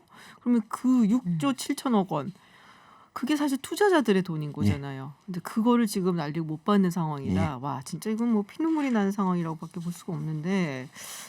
자, 근데 아까 우리 박연미 평론가께서 그러니까는 5억이었는데 지금 1억으로 투자금의 그 한도도 낮춰졌고 그리고 이제 조금 접근할 수 있는 이제 그런 뭐랄까 용이해졌다. 네. 뭐 이렇게 말씀을 하셨단 말이에요. 그래서 이게 더 뭐 많아진 건가요? 이런 사건 사고가? 그렇죠. 처음에 넣어야 하는 그 최소한의 자본 한도가 줄어들게 네. 되면 1억 원이다 하는 돈이 절대적으로 적은 금액은 아닙니다만 만약에 평생 동안 회사에서 일을 하고 퇴직금으로 손에 쥔 돈이 한 1억 원에서 약간 웃돌 수 있잖아요. 네. 그러면 이게 안정적이고 연금처럼 수익을 낼 수 있어요. 보통 이런 얘기를 듣고 가입하신 분들이 많았다고 하거든요. 퇴직자들의 경우에는 이렇게 해서 가입을 했는데 안전하다. 뭐 이게 뭐 어떤 나라가 망하지 않는 이상 이거는 뭐 사고가 날 수가 없어요. 이런 식으로 판매를 했다고 하는데 실질적으로는 이게 굉장히 위험한 자산에 투자가 됐거나 아예 처음부터 투자 설계가 사기였거나 뭐 이런 네. 것들이 많이 드러났거든요. 옵티머스가 그런 케이스였죠. 그렇죠. 2015년에 자본시장법을 좀 손질을 하면서 전체적으로 규제는 좀 풀어주고 자금이 흘러 들어갈 수 있게 장벽은 낮춰주고 그리고 의무적인 뭐 회계감사 보고나 투자 상황 보고 이런 의무들은 상당히 면해 주었기 때문에 전체적인 방파제는 줄이고 파고는 얼마든지 올라갈 수 있는 좀 기형적인 상황을 만들어 놨다고도 볼 수 있습니다. 근데 이게 사실 이제 그런 부분이 안타깝더라고요. 이 사모펀드, 그러니까 옵티머스나 이런 거에 투자를 했는데 그러면은 잘 모르시는 분들은 그런 사행성 있는데 뭐 투자한 사람도 잘못 아니야? 뭐 그런 큰 돈을 그렇게 막 집어넣으라고 하는데 사실 보니까 그렇더라고요. 지금 은행 이자율이 워낙 낮잖아요. 그러니까는 여기서 뭐 굉장히 많이 뭐 10% 이상 뭐 이런 얘기가 아니라 뭐 3% 뭐 이런 식의 약간 이자율보다 높은 식으로 안정되게 공급을 해준다고 하니까 뭐 딴 데다가 넣느니 거기다 넣고서는 그냥 따박따박 뭐 3%라도 받자라고 생각하신 그런 분들이 되게 많거든요. 대부분이죠. 그러니까 이제 우리가 이제 투자자 프레임이라고 하는데 법상 네. 자본시장법에서는 투자자라고 하는데 제가 보기에는 그냥 금융상품 가입자예요. 그러니까 2015년 이전에는 공모펀드를 많이 가입을 했습니다. 그쵸. 공모는 안전한 자산이라 하더라도 삼성전자가 10% 이상 투자를 못하고 분산 투자하게 돼 있는데 사모펀드는 DLF 같은 경우는 맞추기 상품이에요. 금리가 올라갈지 내려갈지. 근데 내려가는데 올라가는 게 걸어가지고 원금이 100% 손실 나신 분도 있거든요. 자, 이분들에게 상품을 어떻게 팔았느냐. 그러니까 등급이 있습니다. 그러니까 미국 같은 경우에는 가입 조건이 10억 이상 재산이 있는 사람들에서 집은 뺍니다. 그럼 우리나라 사람들 치면 웬만한 자산가가 아니면 가입이 안 되는데 우리는 1억만 있으면 초고위험 상품을 1등급이면 가입을 합니다. 그러니까 1등급은 초고위험 등급이라고 그러는데 이번에 최근에도 국회에서 발표한 자료를 보면 금감원이 은행이 대부분 90% 이상이 1등급으로 만들어 놓은 거예요. 그래서 오신 분들한테 어떻게 파느냐. 이 상품은 전문 투자형 사모 신탁 상품입니다. 라고 판매를 하고 이게 49명 미만만 가입을 하거든요. 네네. 쪼갠 거죠. 공모를. 공모는 제재가 많은데 아까 말씀드린 것처럼 사모는 규제와 제재를 다 벗어나니까 네네. 편하니까 사모로 쪼개기 판매가 되는 거였고 그러다 보니까 고객들은 그냥 안전한 예금인 줄 알고 가입하셨다고 하소연하신 분들이 제가 만난 사람 대부분이고요. 오죽하면 진영 장관조차도 가입을 하고 이 투자자 프레임에 걸리니까 송구스럽다 부끄럽다 이렇게 했는데 국정감사에서 자식 결혼 자금이었다라고까지 이야기할 정도로 장관도 당할 수밖에 없는 이 상품이 사모펀드 시장이었다. 그러니까 사모처럼 팔지 않았다 이렇게 말씀을 드리는 겁니다. 근데 이제 금융시장을 우리가 좀 발전시켜야 된다는 얘기도 하잖아요. 네. 사실 뭐 자본주의 사회이고 우리가 언제까지 이 금융시장이 이 크기로 놔두기보다 좀 성장시켜야 된다는 얘기도 분명히 나오고 있거든요. 근데 그것도 뭐 하나의 일환이 아니었을까라는 생각이 들긴 하는데 이런 식으로 발전이 된 게 안 좋은 쪽으로 그렇죠. 발전이 된 이유가 뭘까요? 일단 당초에 취지는 좋았어요. 네. 그 대의 명분은 우리가 너무 부동산이나 그 땅에 집착하는 식으로 포트폴리오를 짜고 있는데 그렇게 비생산적인 데 묶여 있는 돈 말고 금융시장이나 모험 자본을 좀 키워가지고 이 돈이 기업이나 새로운 스타트업에 좀 흘러가게 하자 해서 기업도 크고 수익도 올리자 이런 취지였거든요. 그래서 처음에는 국민들의 지갑을 좀 두둑하게 해주는 프로젝트다 이렇게 설명을 했었는데 결과적으로는 이게 사모펀드 시장에 어떤 굉장히 적극적인 구애와 로비가 있지 않았을까 이런 상황 충분히 예상을 해볼 수가 있고 사실은 제도가 나쁘다기보다는 이걸 나쁘게 활용하는 사람들이 문제인 거죠. 앞서 말씀드린 것처럼 회계감사 보고나 투자 상황 보고 이런 것들에 대한 의무가 해이해지게 되면 돈을 받아서 대체 어디에 어떻게 쓰고 있는지 투명하게 들여다보기 어려워지잖아요. 그리고 판매사, 수탁사, 그리고 중간에 끼어있는 여러 회사들이 있는데 크로스 체크하는 시스템이 제대로 이루어지지 않거나 최근 들어 나오는 얘기는 그중에 뭐 대표적으로 하나은행인데 이런 회사의 경우에는 문제가 있다는 걸 진작에 알았을 것 같은데 해당 자금이 제대로 돌지 않으니까 다른 돈을 땡겨와서 고객들에게 돌려줬다 맞아요. 이런 의혹까지 나와 있는 상황이에요. 그래서 전반적인 부실한 그 칸막이들 이런 것들이 문제가 될 수 있는 것 같고 크로스 체크하는 시스템이 그 한 가지 또 문제를 야기한 것 같습니다. 투명성의 문제가 아직도 굉장히 해결이 안 됐다라는 생각이 좀 많이 드는데 이거 글쎄요. 이렇게 좀 은행이나 증권사에 계신 분들 훨씬 똑똑할 거 아니에요. 금융지식도 많고. 근데 이렇게 문제가 많은 거를 몰랐다는 건가요? 저는 똑똑할 줄 알았는데요. 똑똑하지 못하더라니까요. PB가 아니고 그냥 자 예를 들어서 네. 독일 금리가 독일이 망하지 않으면 절대 이건 손해 나지 않습니다고 했는데 네네. 독일 국채 금리는 마이너스가 날 수가 있거든요.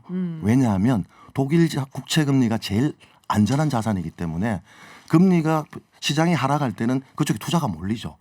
공급이 많으면 내려가는데 그걸 독일이 망하지 않으면 안전하다고 팔은 거였고요. 앞서 선생님 말씀해 주셨는데 모험 자본을 육성한다고 했고 당시 저희들은 반대를 했습니다. 그런데 그때 중산층을 오히려 황금알을 낳는 거위로 이야기를 했고 그래서 1억 많은 사람들에게 돈을 벌게 해주자라고 했는데 지금 결과론적으로는 모험 자본 육성이 하는 게 아니고 사기 사모펀드가 육성된 거죠. 사기 펀드가. 그런데 제일 중요한 건 전 다 열어줘도 좋다 이거예요. 아까 하나은행 말씀을 하셨는데 원래 펀드는 칸막이를 친 거예요.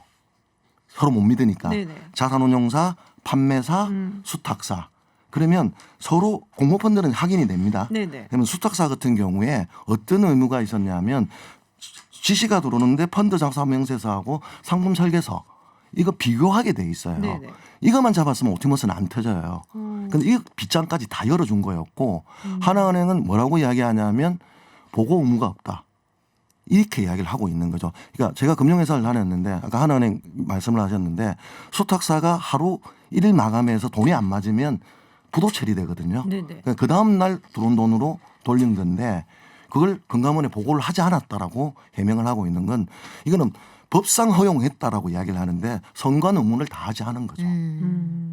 그리고 거기에서 유추해 볼 수 있는 내용은 아마 이런 식으로 소위 시제를 맞추는 작업이라는 것이 한두 번 있는 것이 아니었겠구나 하는 것도 예상을 해볼 수가 있어요.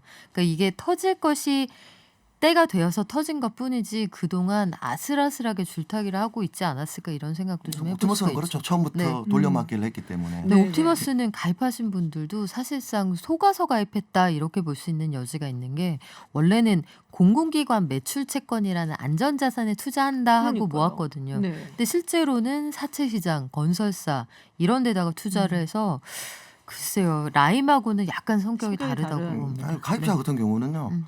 저도 가입했을 거예요. 뉴스 공장 나와서 이야기를 했는데 그 상품은 5등급입니다. 제일 안전한 사람한테 2.8% 6개월 상품입니다. 그러니까 예금보다 0.8 더 주구나. 그러니까 한 6개월 이렇게 하니까 넣다가 가입할 뭐 수밖에 빼지 없죠. 뭐 이렇게 그것도 사는 게 반년이니까요. 많죠. 가입자는 아무것도 모르는 네. 거죠. 아, 참 안타깝네. 이거 막 받기가 힘들다고 하신 거죠 아까? 저는 옵티머스 같은 경우는 네. 피해 전액 배상해야 된다고 생각하고 있고 아까 네네. 판매사가 한투 같은 경우는 90% 선지급했고 그다음에 NH증권 같은 경우는 70에서 30을 했는데 지금 판매사하고 수탁사하고 서로 싸우고 있어요.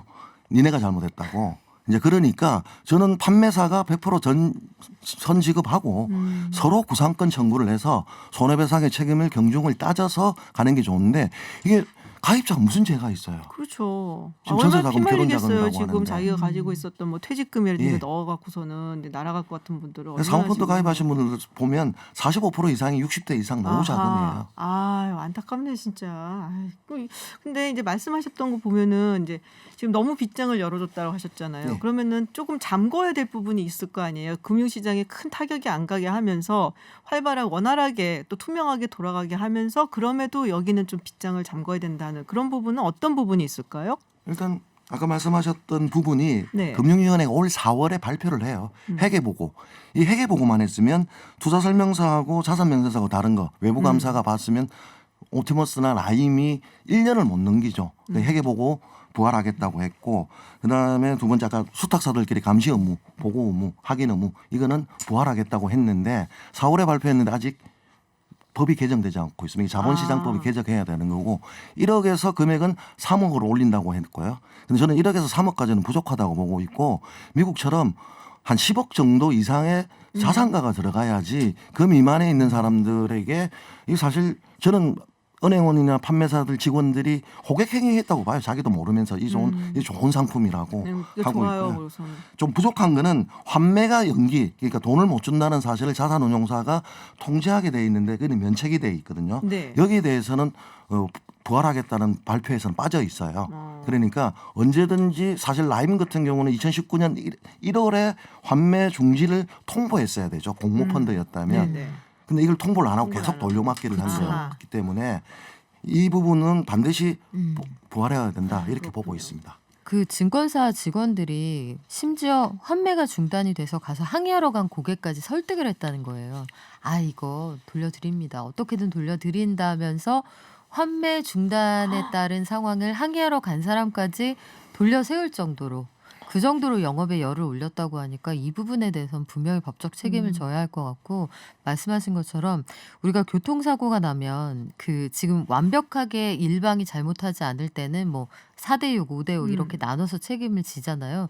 수탁사 판매사도 이런 책임을 분담하는 구조가 이건 결국은 법원에 가서 따져봐야 할 구조인 것 같아요. 네. 네. 저는 마지막으로 처벌 강화해야 된다고 생각합니다. 처벌. 예, 우리나라는 길게 때려봤자 12년이에요. 음. 그러니까 다단계 했던 주수도 회장이 12년 받고 옥중에서 또 계속 돌려막기 사기를 쳐가지고 10년 받았는데 미국은 150년에서 120년 처벌하거든요.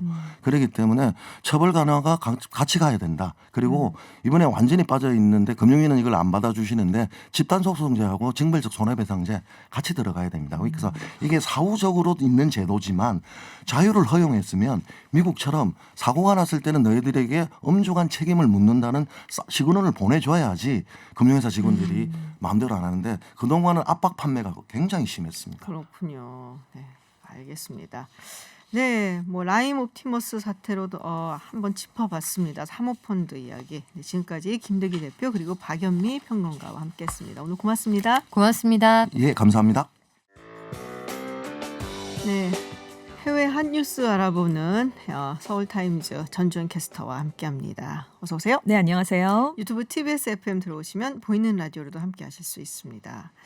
네, 속보가 들어왔는데 너무 참혹한 속보예요. 지금 프랑스 남부의 아주 유명한 휴양지죠. 니스에서 네.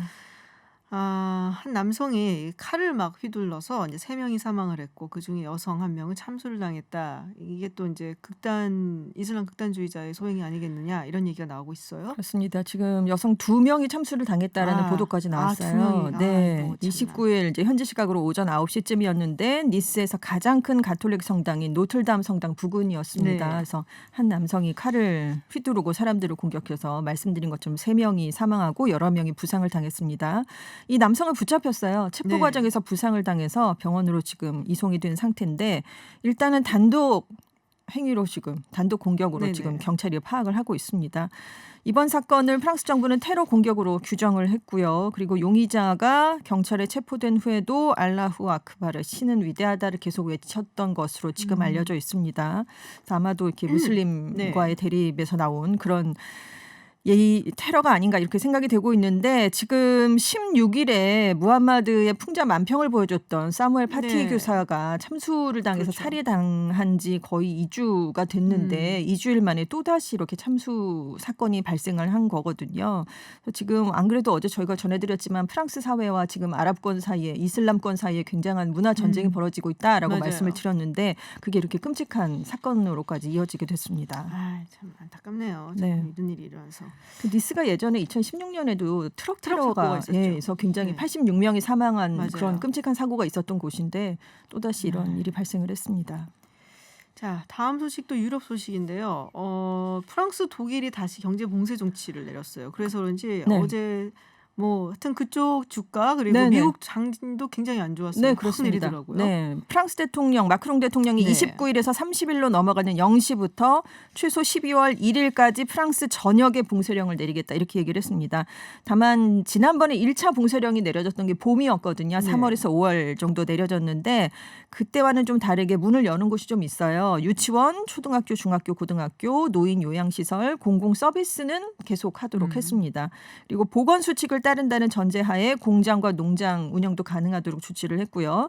다만 식당, 술집을 비롯해서 비필수적 사업장이 다 문을 닫아야 됩니다. 그래서 여건이 되면 재택근무를 권고하기로 했고요. 국경은 열어놓지만 지역 간 이동은 불가능해집니다. 그래서 생필품 사러 갈 때, 출근할 때, 집 근처를 산책할 때, 병원에 갈 때, 아이를 학교에 데려다 줄 때, 취약계층을 도우러 갈 때, 이때만 예외적 외출이 허용되는데 이때도 나갈 때마다 이동증명서를 다 받아서 소지를 해야만 가능하게 되겠습니다. 굉장히 세게 들어갔네요. 그렇죠. 외출 금지 얼마 전에 저희가 야간에 통행 네, 금지한다고 맞아요. 말씀드렸는데 그걸로도 지금 해결이 안 되는 상황이기 때문에 계속해서 확진자가 최고 기록을 경신하고 있거든요. 그래서 네. 지금 중환자실에 입원하는 환자가 너무 많아서 병실이 지금 부족한 상황이 될 것 같습니다. 그래서 지금 이렇게 강력한 봉쇄를 취하게 됐고요.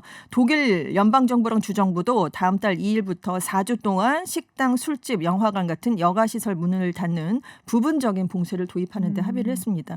독일이 또 이번 달 들어서 신규 확진자가 좀 급증하는 추세를 그래요? 보이고 있거든요. 그래서 지금 여기도 부분적인 봉쇄를 취하게 됐습니다. 이래서 그런지 지금 주식시장 아까도 말씀드렸지만 확 이제 떨어졌습니다. 경제가 그러면 이게 세계적으로 좀 안 좋아질 거다 이렇게 네. 얘기를 하고 있는 것 같아요. 그 유럽 주식시장이 28일에 2 내지 4%까지 네. 다 줄줄이 하락을 했고요. 유럽 경제가 지난 1차 봉쇄 때 강력하게 봉쇄를 다 했었기 때문에 경제 활동에 마비가 됐었습니다. 그럴 수밖에 없죠. 그래서 큰 타격을 입었는데 프랑스가 직전 분기 대비 국내 총 생산이 올해 1분기는 5.8% 줄었는데 2분기에는 13.8%가 줄었습니다. 그래서 2차 대전 이후에 최악의 경제 성적을 기록했는데 지금 프랑스랑 독일 같이 극약 처방을 이번에 내렸는데 지금 다른 국가들은 이렇게까지는 하지 않고 있거든요. 그래서 네. 이렇게 동참하지 않으면 지금 유럽 경제에 더 큰 충격이 올 수 있다라고까지 지금 얘기를 하고 있습니다. 그래서 그래도 이제 너무 충격이 1차 봉쇄 때 컸으니까요. 2차 충격이 그렇게까지 안 오게 하려면 추가적인 봉쇄는 조금 신중하게 미세적으로 조정을 해서 해야 되는 게 아니냐 이런 의견도 있습니다. 네. 이게 계속 세계 경제에 이제 좀 어두운 전망이 네. 있는 것 같아서 조금 걱정스러운 생각이 듭니다. 자, 그리고 이 세계무역기구 차기 사무총장 지금 이제 유명희 산업통상자본부 통상교섭본부장이 좀 뒤지고 있는 걸로 좀 많이 뒤지고 있는 걸로 나타났는데 그렇습니다. 미국은 어쨌든 우리를 지지한다고 얘기는 했는데요. 네, 163개국 중에 지금 나이지리아의 오콘조 이웨알라 후보가 102표, 유명희 본부장이 60표 이렇게 좀 차이가 좀 많이 나는 나네요. 것으로 나타났어요. 예상보다 어제 저희가 말씀드리기로는 그렇게 크지 않을 수도 있다라고 말씀을 드렸는데 예상보다 좀 격차가 좀 크게 나타났습니다. 그러면 사퇴를 되게 이 경우에는 하게 되잖아요. 2위를 한 후보가. 그런데 미국 무역대표부가 유 본부장을 지지하겠다는 성명을 공식적으로 발표를 해버렸습니다. 진정한 통상 전문가다.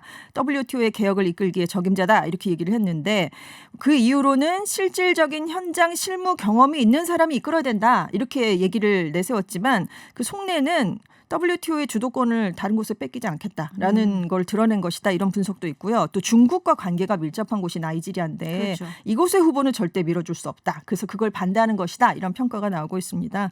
그래서 지금 EU랑 중국은 이 나이지리아 후보를 지지한 것으로 알려져 있는데 지금 전체 회원국이 다 만장일치로 합의를 해야 사무총장이 나오거든요. 그래서 미국이 이렇게 강력하게 반대를 하면 워낙 입김이 좀 센 국가이기 때문에 주요 변수로 작용할 수 있다. 전문가들이 보고 있는데요.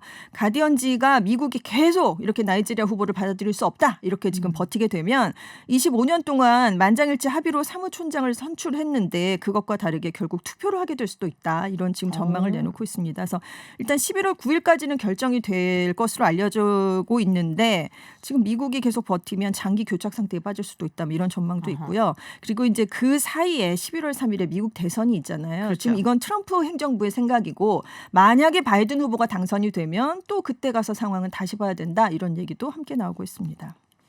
재밌겠네요. 네. 아, 유명희 본부장이 얼마나 속이 타겠습니까? 네. 대선 이야기 나온 김에 이제 얼마 안 남았어요, 정말. 지금 얼마 안 남았어요. 이렇게 대선이 빨리 다가오다니. 그러니까 여론조사 결과도 나오고 있는데 일단은 뭐 바이든 후보 앞서고 있는 걸로 크게 CNN이 23일에서 26일까지 이제 조사한 결과를 발표했는데 바이든 후보가 54%, 트럼프 대통령이 42%, 그래서 12% 포인트 차로 앞서고 있는 것으로 나타났습니다. 그래서 물론 주 단위에서 이제 선거인 단위 결정되니까 이걸 뭐 전국 여론조사 지지율로 판단을 할 수는 없지만, 근데 뭐 이렇게 10% 포인트 이상 차이가 났는데 전국 득표율에 근데 선거인단으로 이기는 경우는 별로 없거든요. 그래서 과거 20여 년 이래 이게 제일 큰 격차다라고 CNN이 지금 얘기를 했습니다. 그래서 근데 이제 사전 투표 한 사람들 그리고 이제 당일 투표하러 갈 사람들 여기에 이제 달려 있다. 뭐 당연한 그런 분석치를 내놨는데요. 사전 투표를 마쳤다고 밝힌 응답자들은 64대 34. 아직 투표 전이지만 사전 투표 계획이 있다는 응답자도 63대 33%로 바이든 후보에 더 압도적인 지지를 보낸 것으로 일단은 조사가 됐습니다.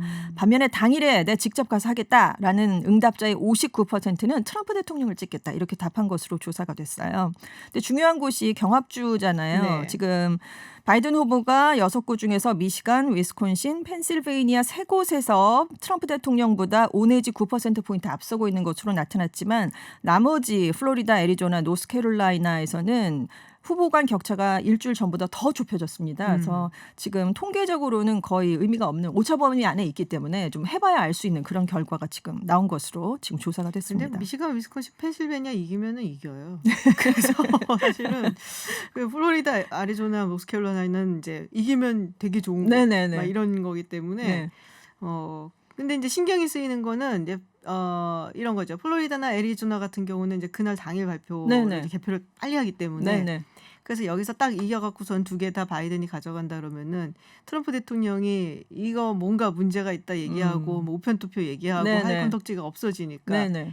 바이든 입장에선 이겨도 크게 이겨서 할 말 없게 만들고 그렇죠. 싶겠죠. 네. 그게 우편 이제 투표랑. 굉장히 크겠죠. 그렇죠. 트럼프 그래서. 대통령 입장에서는 이런 경합주에서 전부 다 아주 근소한 차이로 네네. 2016년처럼 아주 근소한 차이로 이겨서 선거인단을 가져와서 이기는 그런 네네. 방안을 아마 생각하고 있을 것 같은데 말씀드렸던 것처럼 바이든은 그냥 확 그렇죠. 이겨버리자. 압도적으로 이겨라. 압도적으로 이겨버리면 할 말 없게 만들자 이런 생각을 하고 있는 것 같고 네. 그렇습니다. 어떻게 결과가 나올지 정말 흥미진진합니다. 그렇습니다. 네. 네, 해외 뉴스 여기까지 알아보겠습니다. 지금까지 전주연 외신캐스터였습니다. 고맙습니다. 네, 감사합니다. 선킴 시네 스트라이크.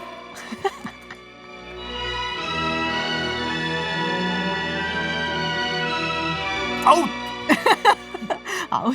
이제 들어가는데. 아 그렇습니까? 네. 네. 네, 매주 목요일 한편 영화를 만나는 시간 썬킴 사이버 한국 외국어대학교 교수와 함께합니다. 어서 오세요. 안녕하십니까? 네.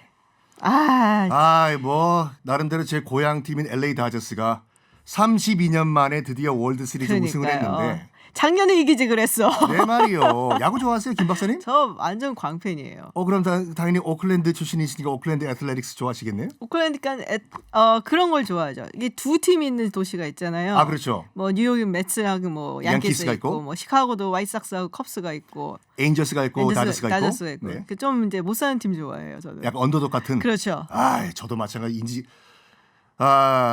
일단 그 LA 다저스가 32년 만에 우승을 네. 했는데 축하하는 시민들이 나와가지고 축하를 넘어서가지고 지금 거의 약탈 수준까지 올라가고 있다고 하죠 지금. 정말이에요? LA 다저스 이겼다, we won 나가서 이 흥에 겨워가지고 네. 이제 루팅 약탈을 하고 있대요 지금요. 그럼 안 되죠. 웬일이래요? 보스턴도 안 그랬는데. 그러니까 32년 만이니까. 롯데는 언제 우승하나? 롯데 팬이세요? 지금 또 고향이 또 부산이다 보니까. 예. 대호야 좀. 정말 괴로운 삶을 사셨겠어요 그동안. 네? 잊고 힘들죠. 살아야죠. 잊고 사는 거. 롯 갈매기 아직도 야구하나? 그래서 야구 관련된 영화. 야구 관련 LA 다저스가 32년 만에 월드 시리즈 우승한 기념으로 야구 관련 영화를 준비했는데 네. 많은 영화 그 평론가들과 이 영화 관계자들이 인생 최고의 야구 영화를 뽑는 야구 영화를 준비했습니다. 뭔가요? 바로 2011년도에 이제 브래드 피트가 주연을 한 머니볼을 준비했는데 많은 분들이 이제 그 당시 개봉했을 때 나 야구에 대해서 아무것도 모른다 그럼 재미가 없을 것 같아서 안 본다고 하셨는데 이건 당연히 아시겠지만 야구 영화라기보다는 야구를 매개체로 한 인간 드라마죠.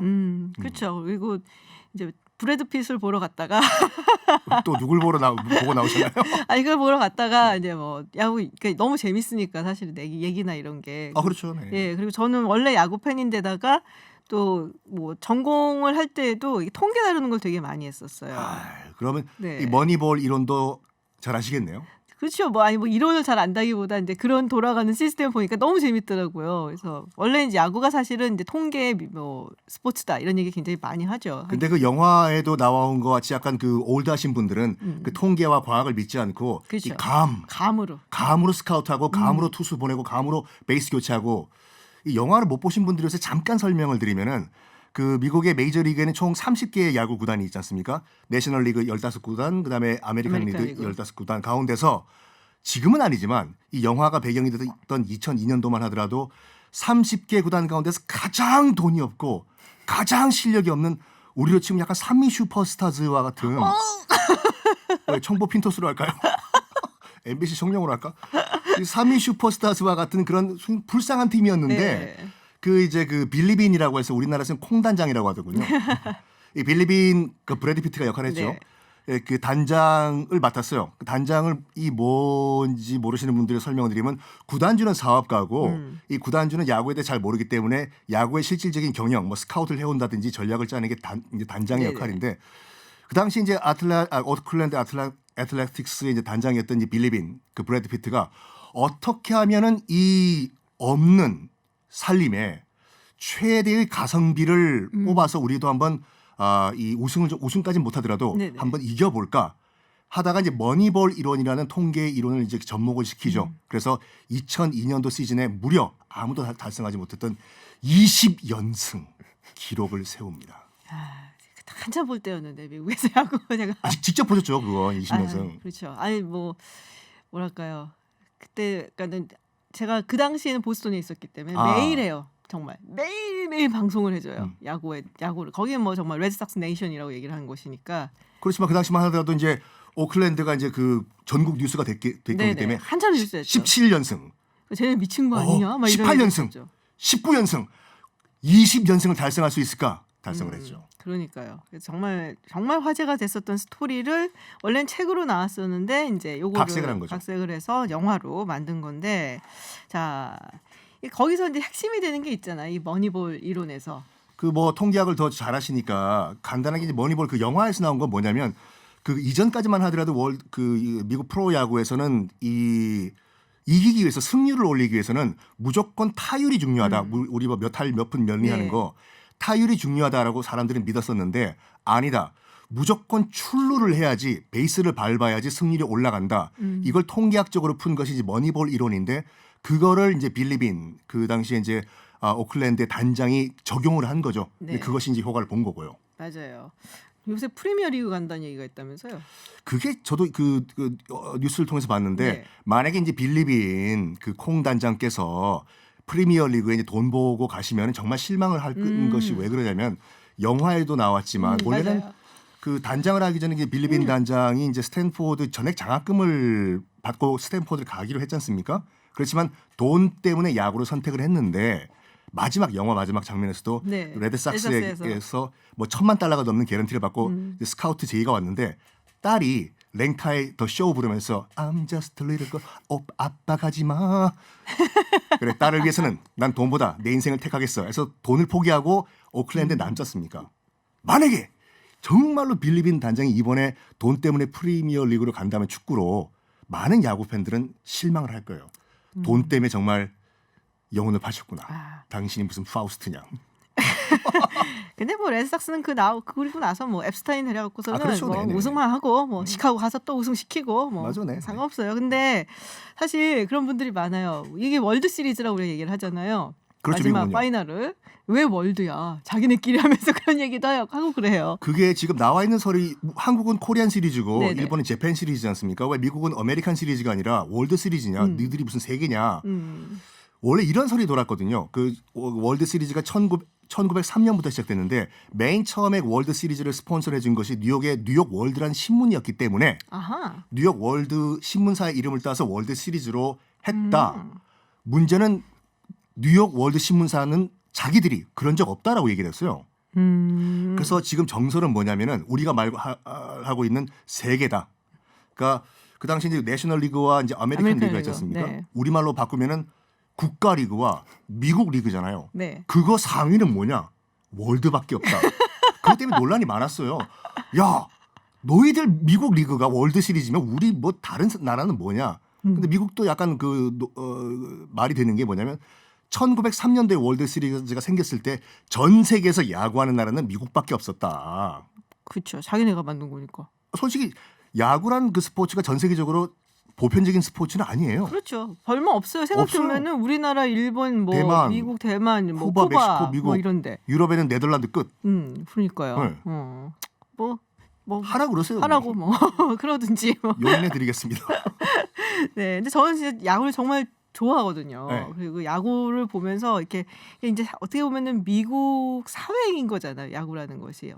그렇죠. 미국 전통이 역사이고. 그대로 묻어 있는 그런 스포츠죠. 네, 근데 제가 흥미롭게 봤던 거는 그 미국 야구가 이제 특히 이렇게 뭐랄까 그 여러 스포츠 그러니까 프로 스포츠 리그가 있는데 이 MLB가 굉장히 좀 뭐랄까 수익이 떨어지고 있고 인기가 점점 떨어지고 있다는 기사가 되게 많이 나오거든요. 올해만 하더라도 뭐 $3억 적자를 봤다고 하죠. 네, 근데 이게 사실 뭐 코로나 때문뿐만이 아니고 코로나로 따지면 다른 데도 마찬가지인데 뭐 풋볼이라든지 특히나 NBA 이런 거에 비해서 이제 굉장히 좀 늙어가고 있다. 늙어가고 있다는 건 어떤 말씀? 그러니까 이 야구 관중 연령이 너무 높다는 거죠. 막 한 50 한 몇 세 막 이렇게 55세인가 7세인가 막 이렇고 딴 데 저도 비해서. 좋아하는데요.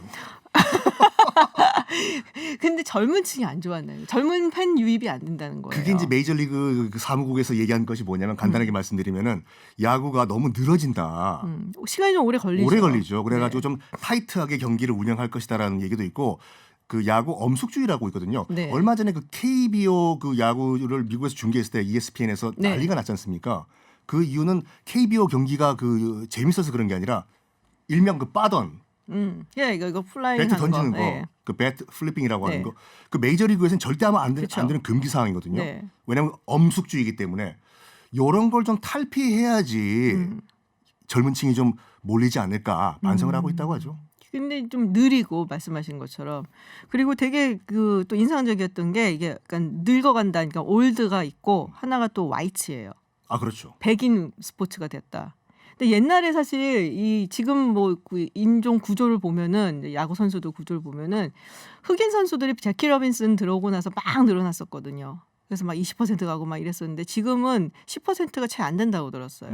물론 이제 뭐 저쪽 히스패닉 선수들, 뭐 라틴 이쪽에서 온 선수들이 많이 좀 차지는 하고 있지만 그 여러 가지 면에서 여전히 굉장히 백인 중심의 어떤 스포츠다. 이런 얘기가 되게 많이 나오고 있어요. 그거를 거기 야구 구장이라는 영 단어를 보면 알 수 있는데 다른 것은 뭐 필드고 스테디움인데 야구 구장은 볼팍 공원이라고 하잖아요. 맞아요. 일단은 잔디밭이 있어야 되고 일단 그 이퀴먼트 기어 장비가 비싸기 맞아요. 때문에 비싸. 뭐 농구야 뭐 골대가 하나 있고 공만 있으면 할 수가 있는데 그렇죠. 야구는 그 비싼 그 기어 기구가 없으면은 할 수가 없기 때문에 돈이 없으면 못하는 스포츠예요. 맞아요. 기본적으로. 맞아요. 그리고 그런 얘기도 있어요. 이거 약간 좀 인종주의적이라고 막 비판도 많이 받았었는데 저는 야구를 저희 아버지 무릎에서 배웠어요. 같이 보면서 저게 볼이고 저게 스트라이크고 몇 개가 들어오면 어떻게 되는 거고. 그때는 어디 MBC 청룡을 아니요. 그때 뭐 청룡기 뭐 이런 거 봉황기 이런 거. 설린상고를요? 설린상고 경북 군산상고? 그치 뭐 이런 경남고등학교. 경북 경북고 뭐 이런 거. 야. 근데 이제 사실 그게 무슨 뭘 의미하냐면은 이제 야구를 특히 이제 뭐 배울 때 아이들이 아버지랑 캐치볼을 하면서 배우잖아요. 아 그렇죠. 근데 이 흑인 그 편못을 해서 자라는 흑인이 굉장히 많다는 거예요. 아이들이 캐치볼을 같이 해줄 아버지가 없고 말씀하신 것처럼 상황 환경도 안 되고 혼자서 할 수 없는 스포츠이기 때문에. 네. 그리고 이 뭐랄까 그러니까 굉장히 우리가 피지컬이 뛰어나다 그러잖아요. 점프력이라든지 이런 면에서 뭐 방어라든지 이런 게 굉장히 뛰어난데 야구는 사실 몸을 막 날리는 거 별로 없잖아요. 외야수 빼고. 나이스하죠. 볼파크 공원에서요. 그러니까요. 네. 뭐 일루수 정말 저렇게 배 나온 운동선수가 있을까 싶은 사람들 항상 일루수 하고 있고. 왠지 이대호 선수를 말씀하시는 특정인을 지정한 건 아니지만 네. 그래서 그런 면에서 어떤 뛰어난 피지컬이라든지 무브먼트를 과시할 수 있는 운동이 또 아니고. 그래서 야구를 모르시는 분들이 이제 진입이 힘든 게 야구 룰을 모르고 야구 경기를 보면 맞아요. 움직이질 않아요. 아무도 움직이지 않고 공만 던지면 저걸 왜 2시간 동안 왜 보냐. 관중석에도 핫도그 먹고 땅콩 먹고 있고. 네. 그래서 그런 여러 가지 사회적인 이유, 경제적인 이유, 뭐 이런 이유들 때문에 사실은 이제 야구가 점점 더 늙어지고 그리고 백인 위주의 스포츠가 되어간다. 이런 말들이 있더라고요. 네. 또 마지막으로 그 머니볼처럼 좀 재밌는 야구 영화 한 2개 정도 추천해 주시죠. 저는 그 야구를 봤을 때는 그 A League of Their Own 우리나라에서는 그들만의 마돈나 리그라고 나오고 지나 데이비스 나온 거. 그렇죠. 네. 2차 대전 때 그 배경으로 했던 영화인데 2차 대전에 그 네. 남자들이 다 시간 없어요, 교수님. 네? 빨리 하셔야 돼요. 다음 주에 말씀드리겠습니다. 제목 하나만 더 얘기해 줘요. 그다음에 글로리 로드라고 흑인들 농구팀 영화가 있어요. 아, 농구팀. 이 2 영화 꼭 보시기 바랍니다. 아, 저는 개인적으로 케빈 코스너의 필드업 주를 좋아합니다. 예. 네. 네, 썬킴 교수님과 함께한 썬킴 시네마 시간이었습니다. 네, 고맙습니다. 롯데 파이팅. 네, 김진의 이브닝쇼 준비한 내용 여기까지입니다. 저희는 내일도 6시 10분에 여러분을 찾아오겠습니다. 지금까지 김지윤이었습니다.